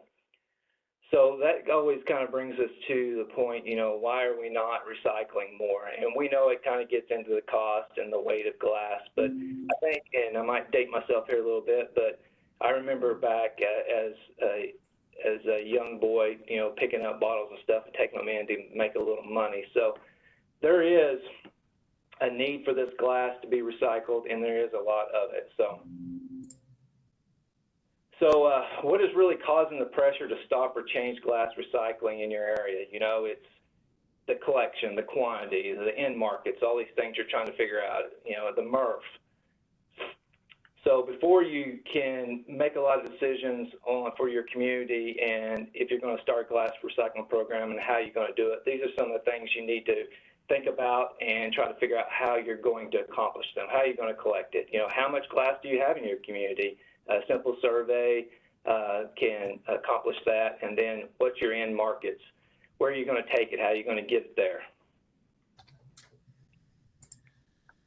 So collection. What type of glass, I just discussed, what type of collection of glass is most effective for your local system. Here in the City of Stillwater, we actually do offer two methods for glass collection. One by the curbside, and it's a whole separate collection. We do offer single recycling here, but we do it the glass separate in a glass tote. We also have a recycling center, which we also accept glass. So we're able to keep it really clean and keep it, out of the other recyclables that you're trying to recover. And so when we do get it to the MRF, we have a clean product. When it's co-mingled in single stream, and this is why it doesn't work very well in single stream, because it becomes co-mingled with your other recyclables and becomes contaminated. And a lot of the MRFs, they don't like that, even though they do have technology that can separate out a lot of it. It's a little bit more difficult, and they would actually prefer it to come to them separate, not in your single stream. On the collection, you were looking for locations available for the glass drop-off collection, or how you're going to transfer it, and a lot of, I can speak to Oklahoma, we're rural communities, so it's kind of hard for some of the communities to get it to where it needs to go with the transportation, just because it's such a long distance. There's a lot of opportunities in the commercial collection. You want to look for those. Most communities of any size is going to have bars and restaurants, and there's just a lot of glass that goes through those types of businesses. So there's a lot to be collected there, and to keep them out of the trash stream from going to the landfill. Something you want to look at, which I mentioned earlier, is the quantity, how much glass is available to be recycled. There's a chart that I can send everyone here. I wasn't able to get it to link up for this presentation, but can help you estimate about the available glass in your system. Look at your nearby communities.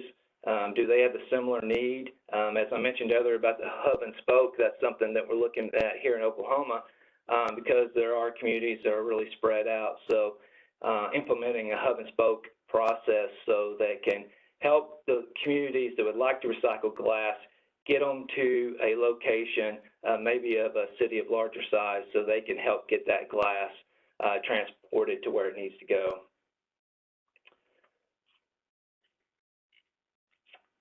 You need to look at the quality and end markets, so what end markets resources are in your area. So you need to try to find, well, do we even have one close? Is there a MRF close? Is there recycling processors close? Manufacturers? And when the last time the tipping floor has been audited, you want to look at your end market. So the MRF, you want to check them out. Well, what are they doing with it? How well are they doing with it? And where are they going with it? Does the MRF glass have a certification? I mean, is there a certification they have for recycling the glass? You want to look at contracts when you're trying to decide, if you're trying to get someone to haul it for you, or the MRF, or you're taking it. So you want to look at all those things, because you're wanting to make sure that this material that you believe that you're taking to be recycled is actually, that's happening. Is separate glass accepted at community drop-off centers? That's a very good way to have a glass program. It's just at your recycling center. Even though, it's more convenient, at least it is here in our community, to collect it at the curbside. And, but, our drop-off program at our recycling center is very popular. You want to decide, facilities about attendance, do you want to have attendance there? Our experience here and what with other conversations with other communities, having attendance at recycling centers, drop-off locations is very beneficial. It just helps prevent them from, getting a lot of trash in the containers. So to help keep that stream clean. You need to check into where, your processor with a MRF where you're taking it is, do you need to have the colors separated, the glass? There's some that in our case, we don't have to have the colors separated, but in some cases you do. And, once again, checking out the whole processing of the facility, what is the chain of custody of your community's glass? You want to know, where does it go after the MRF? Once again, you're putting all the processes in place to get it collected, to get it transported, to get it to a MRF. But where's it going after that? You want to know the full process from the time you collected it to, it potentially becoming made back into a bottle, put out back for the customer. So what's the whole process? What is the glass capture rate at the MRF? So those are some things you can ask your MRF when you're trying to choose one if you have a lot to select from. Does your MRF have the equipment needed for the basic glass processing? They don't all do. So you definitely want to check into that and make sure that they do. What types of provisions is the MRF making to remove the glass early in the sorting process? So if it came in the single stream, what's their processes to help remove it from the single stream? Some things that you want to check into to make sure you're selecting the correct place, because you definitely wouldn't want to go through the whole process of collecting in your community, marketing it, and it's not getting, not much of it is getting recycled. So you want to check into that. Are you aware of end uses for the glass at the MRF that may not be considered recycling? Like construction uses, roadbed, what's it being used for? There's other things that you can use for the glass for. It can be, like I said, it can be used for roadbeds, piping, that's becoming very popular to be ground up, be used in, in public works departments in cities. So that's something to definitely keep in mind. Something we've definitely considered is buying our own glass crusher and, crushing the glass and using it in a public works department. Administration. So how can I make my residents support the glass recycling program? So this one, I think in most communities you're going to find definitely people in your community that want glass recycling and that support it, but you'll find community members that do not. So what can you do to entice the rest of the community to blossom your glass recycling program?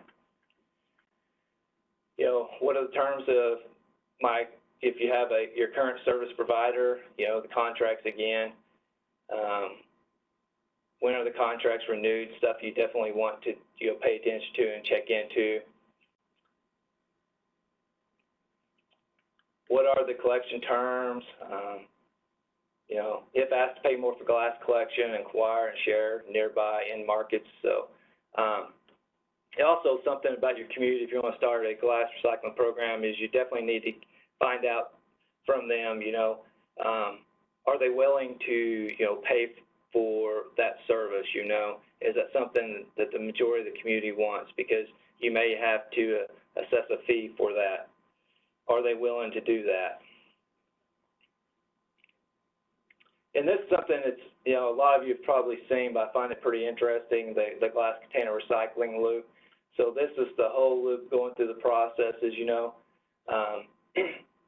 From 1 to the 2, recyclables are collected, and then recyclables are delivered to a material recovery facility. And recyclables are separated by the material types, glass from the MRF and drop-off locations. Glass is separated from trash and other contaminants, then sorted by color. Recycled glass is sold to the glass container manufacturer, and then consumers purchase the food. So it just goes all the way around from the time that it is purchased by a consumer back all the way through the process, back to the consumer. As I said earlier, glass can be recycled forever. And so it's just one of those commodities out of all the commodities we have that can be reused forever. And it's just something that I find personally that, other than the cost, for your community and everything, it's easy to do and something we should be doing.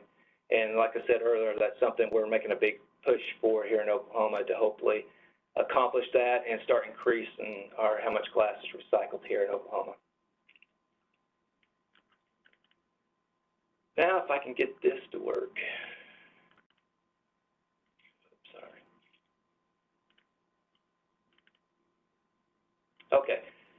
Here's a little quick video I'd like to share for you. It really explains glass recycling and the whole process a lot better than I probably can. So hopefully this works and you can hear it.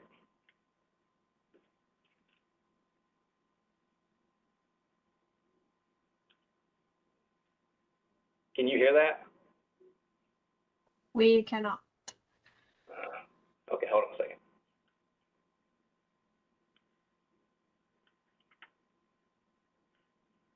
I bet you since I'm on the phone, probably won't be able to.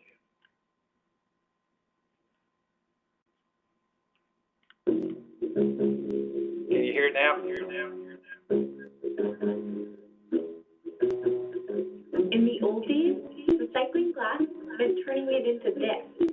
Glass was recycled into what they called aggregate, which was used to cover landfills. Basically, the glass was turned back into sand. But today, because of technological advancements, more glass can be recycled back into glass. Technology today allows us to sort glass in ways that would not be economical to do manually. The first step is to remove small metal objects that are in there with a magnet.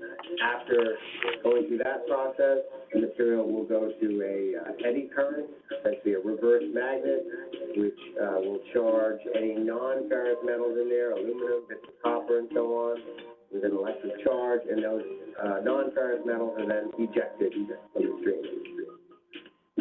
We then go to a series of optical sorters.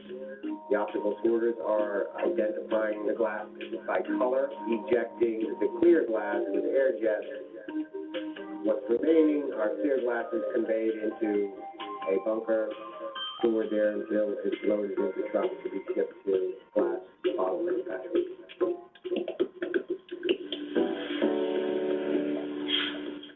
We just can't get enough glass.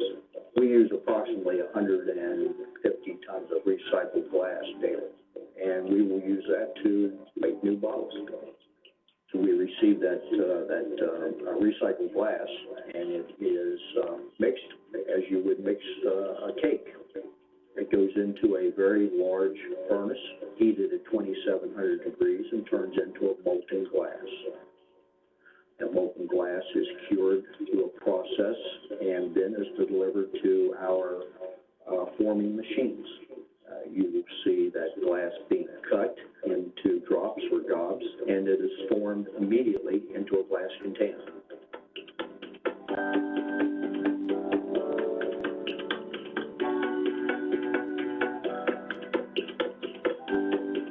It will go out on a conveyor, going through an oven, go through a lengthy inspection process automatically.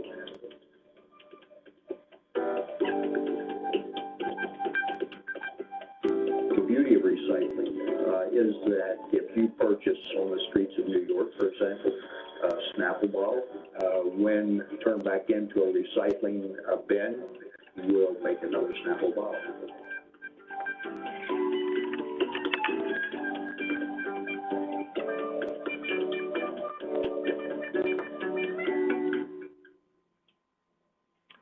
I know you probably turn this down. You probably weren't able to hear that, but you can share my slides with everybody if you like, so they can watch the video. It's a very interesting video. Just shows you how the whole process works. And one of the comments I made on there that they can't not get enough glass. So glass is definitely needed. And like I said, that's something that we're working on here in Oklahoma. So we're in the early stages, but we hope to accomplish it and start, recycling more glass and getting it processed to where, we believe it should be. But I'd be happy to answer any questions, but you can definitely share my video with everyone, my PowerPoint, if you'd like. And thanks for having me. Thank you for presenting. I don't see any questions right now. If we do get any, I will let you know. Thank you. Thank you.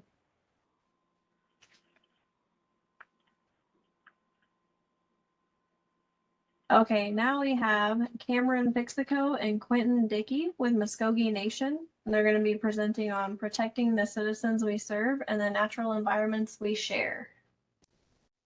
Hello, can you hear us? Yes. Okay. My name is Cameron Fixico. I'm with the Muskogee Creek Nation Environmental Office. This is Quentin Dickey. Howdy. We're here to talk to you about our solid waste program. Next slide, please. Okay, the Muskogee Creek Nation is a self-governed Native American tribe located in Omogie, Oklahoma. It is the fourth largest tribe in the U.S. with 93,720 tribal citizens. And our executive branch is Principal Chief David Hill, Second Chief Dale Beaver, and the environmental office is under Secretary of Interior Jesse Allen, and our director is James Williams. Next slide, please. You read that real nice, Cameron. This is the Title 40 Green Government Initiative. It was approved by our National Council on August 5th, 2009. Next slide. And this just kind of tells you more about the purpose of the Title 40. And the provisions are written to regulate the collection, transportation, and processing of solid waste that will protect the public health, safety, and welfare, and protect the environment of the Muskogee Nation, conserve the valuable land and other natural resources, enhance the beauty and quality of the environment. And our main goal is to encourage recycling of solid waste. Next slide. The RCRA in 1976 states that the solid waste means any garbage or refuse sludge or wastewater treatment plant, water supply treatment plant, or air pollution control facility and other discarded material resulting from industrial, commercial, mining, and agricultural operations and from community activities. Nearly everything we do leaves behind some kind of solid waste. Next slide, please. Items acceptable of the solid waste pickup. These are the different types, like residential, single and multifamily dwellings, food waste, paper, cardboard, plastic, textiles, and leather, industrial, light and heavy manufacturing, fabrication, construction sites, power and chemical plants, housekeeping waste, packaging and food waste, commercial and institutional. They kind of have the same. They have a lot of paper, cardboard, plastics, food, and agricultural, which is big around here. We have for crops, orchards, vineyards, dairies, feedlots, farms. They produce a lot of spoiled food waste, agricultural waste. We do not take pesticides or herbicides, but we have events once a year that collect hazard waste. Next slide, please. Considerations related to the solid waste program. It's protecting the tribal members' health and safety, protecting the natural environment, complying with federal and tribal laws, protecting and conserving natural and cultural land resources, contributing to the economic development of the tribe. Next slide, please. Humble beginnings. In 2006, the Muskogee Nation Office of Environmental Services began an effort to provide solid waste disposal for ceremonial grounds located within the boundaries of the Muskogee Creek Nation. An initial appropriation by the National Council provided $5,565 to supply each ground with 30-yard roll-off dumpsters. This was the beginning to a fast-growing and much-needed solid waste program, which today we have expanded to, we have 12 30-yard dumpsters now, 12 20 yards, 3 15 yards, and 14 yards that we pull behind the trucks, and we've got one new 20-yard recycler. Yep, so we've kind of expanded quite a bit since the very beginning. Next slide, please. Here's a map of our ceremonial grounds. These are the ones that we service. There's 16 different ceremonial grounds throughout the Muskogee Nation. Each one of them we offer them 4 dumpsters a year. A lot of them use them to, like, they'll have one before their main dance and to clean up from the whole year. They'll pick up debris, brush, rebuild old camp houses. And next slide, please. Services provided to the ceremonial grounds at each of at each of the many ceremonial grounds of the Muskogee Creek Nation. More than 100 people will be in attendance over the multiple days of camping and ceremonial dances. All will be kept clean with services provided to them by the MCN Solid Waste Program. And that's kind of what I was saying. We provide them with 4 a year. We also provide porta-johns for facilities. And next slide, please. These are kind of the sites of where we place our dumpsters at the ceremonial grounds. A lot of these ones that are filled up are the very first ones that we bring them, that they clean up from the past year, where they rebuild their camp houses and stuff. And we try to keep it away from the main area due to, the smell and animals trying to get to it. So we try to keep it away from there. Next slide, please. And we also provide dumpsters to churches, kind of the same as the ceremonial grounds. They get 4 a year. A lot of times they'll use them for funerals, or they're doing maintenance on the church, rebuilding, renovating, all that stuff. They use our dumpsters.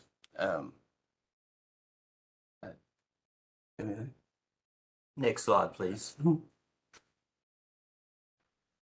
So communities, every community center, we do 6 to 8 per year, usually a community cleanup. And just in the past year, we've done just over 70 tons in trash, which, would have ended up in an open dump somewhere. And actually, in the past 2 years, we've done over 130 tons in trash on that. And let's see, we got 22 community centers that we take care of. Next slide, please. In the open dump sites. So that's why we've cleaned over 70 tons this year in open dumps, mostly from church and ceremony grounds. And the GAP and EPA actually funds when we do these open dump cleanups, but the tribe, we're actually funded by the tribe. We've also, and when we first started these, we didn't have a lot of the equipment to do it, but the tribe has. Yeah, the tribe has got us the roll-off truck. We've got the skid steer and the grapple, which is excellent. Yeah, and it made all this possible that we could go out there and pick up a lot of the stuff we couldn't do without the equipment. Yep. And here recently, is like in the past several years, is when we first started getting to these open dump sites. Past 2 years, really, we started doing. Next slide, please. This was down at the Springfield as an open dump. We've already cleaned this and it's closed now. We actually pulled over 24 tons of trash out of that one dump hole right there. And a lot of this was in a creek bed, and it was, damming up the water, and the water was pushing it around throughout there. So being able to get this out of their creek, it really helped the church out and made it look a lot better. Next slide, please. The Jaeger Church just did this one recently. This is our most recent one we did down in Jaeger. Over 12 tons in trash that we picked up. They just off that one little dump site, and you can see kind of where it started and then the end product. And we usually put down grass seed and things too when we're done, when we leave. Try and leave them real nice. And on this one, we actually got to have the help of the summer youth. They came out and helped us, because the skid steer can only get so much. There's some stuff that gets left behind, and Yep. That's where we usually have to get out with trash bags and stuff to pick it up. And Still trash bags and gloves. Next slide, please. Just more pictures of the same dump. yeah, where they had multiple piles of trash out there, and you could see where they had like furniture, shelving. A lot of times there's white goods in there, and whenever we find metal, scrap metal, we can bring that back to our recycle center, and we'll put it in a dumpster to, so we can scrap it or recycle it, not just take it straight to the landfill. So we try to recycle any of that stuff we can. Next slide, please. And this is another one that's on one of our ceremonial grounds. It's the Alabama Cosardi. They had it was mainly like demolition stuff. It had some shingles and lumber, brush.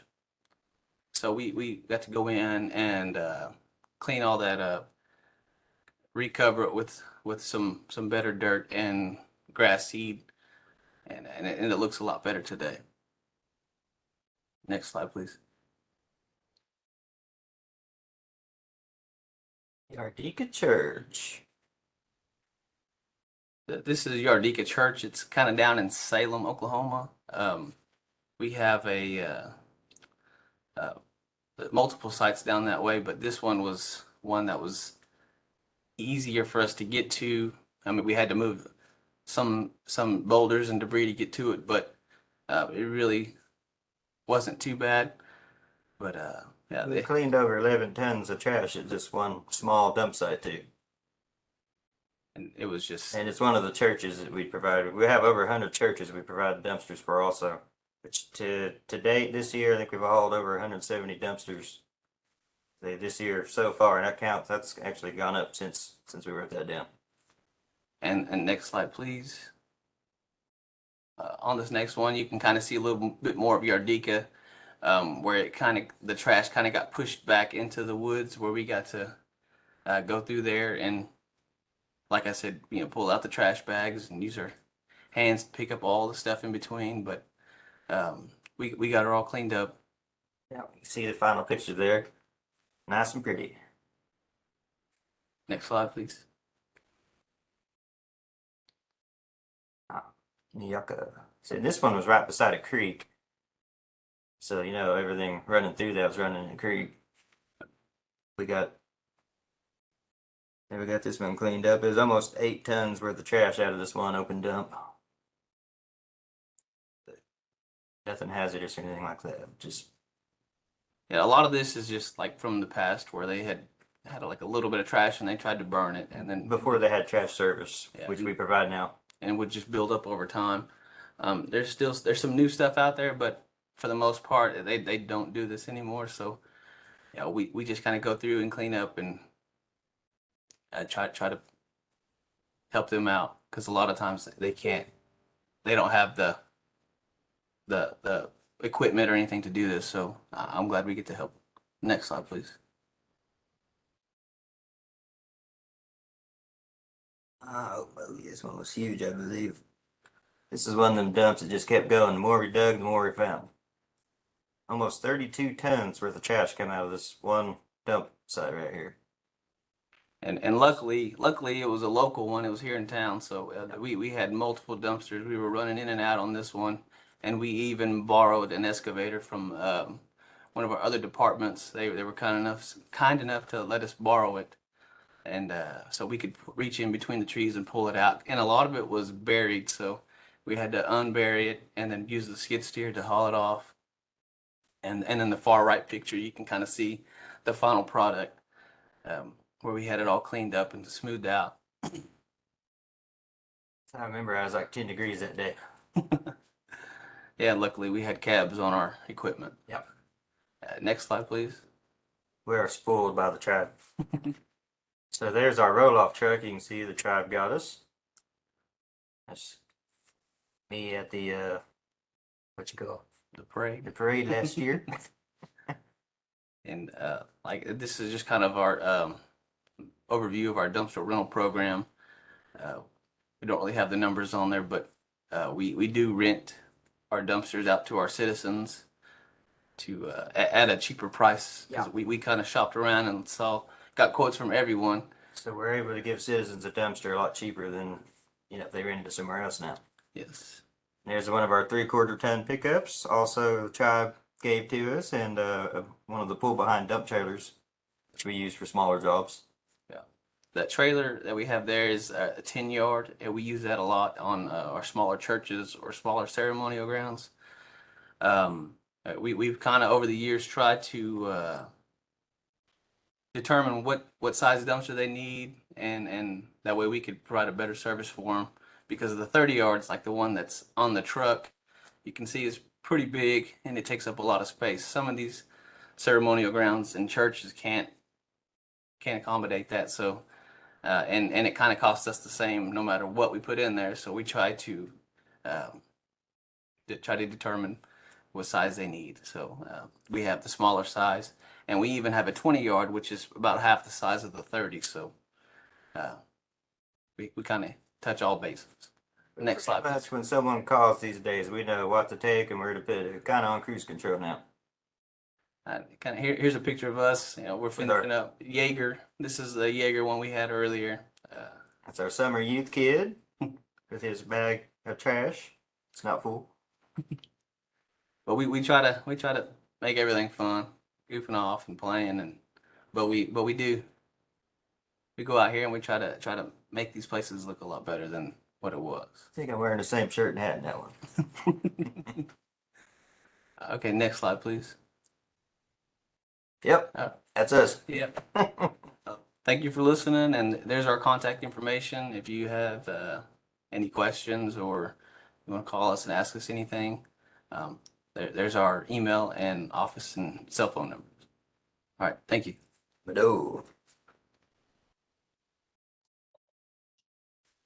Thank you, guys. I'm not seeing any questions in the chat right now.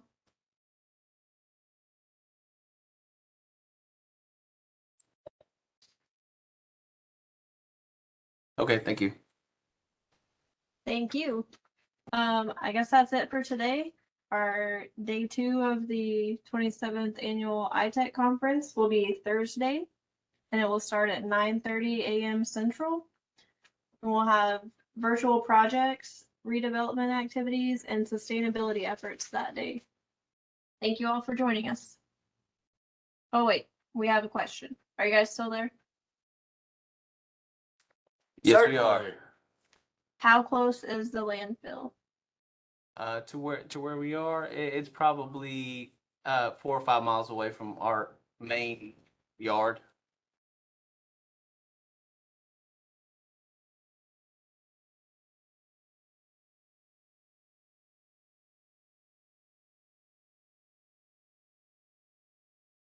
Okay, thank you.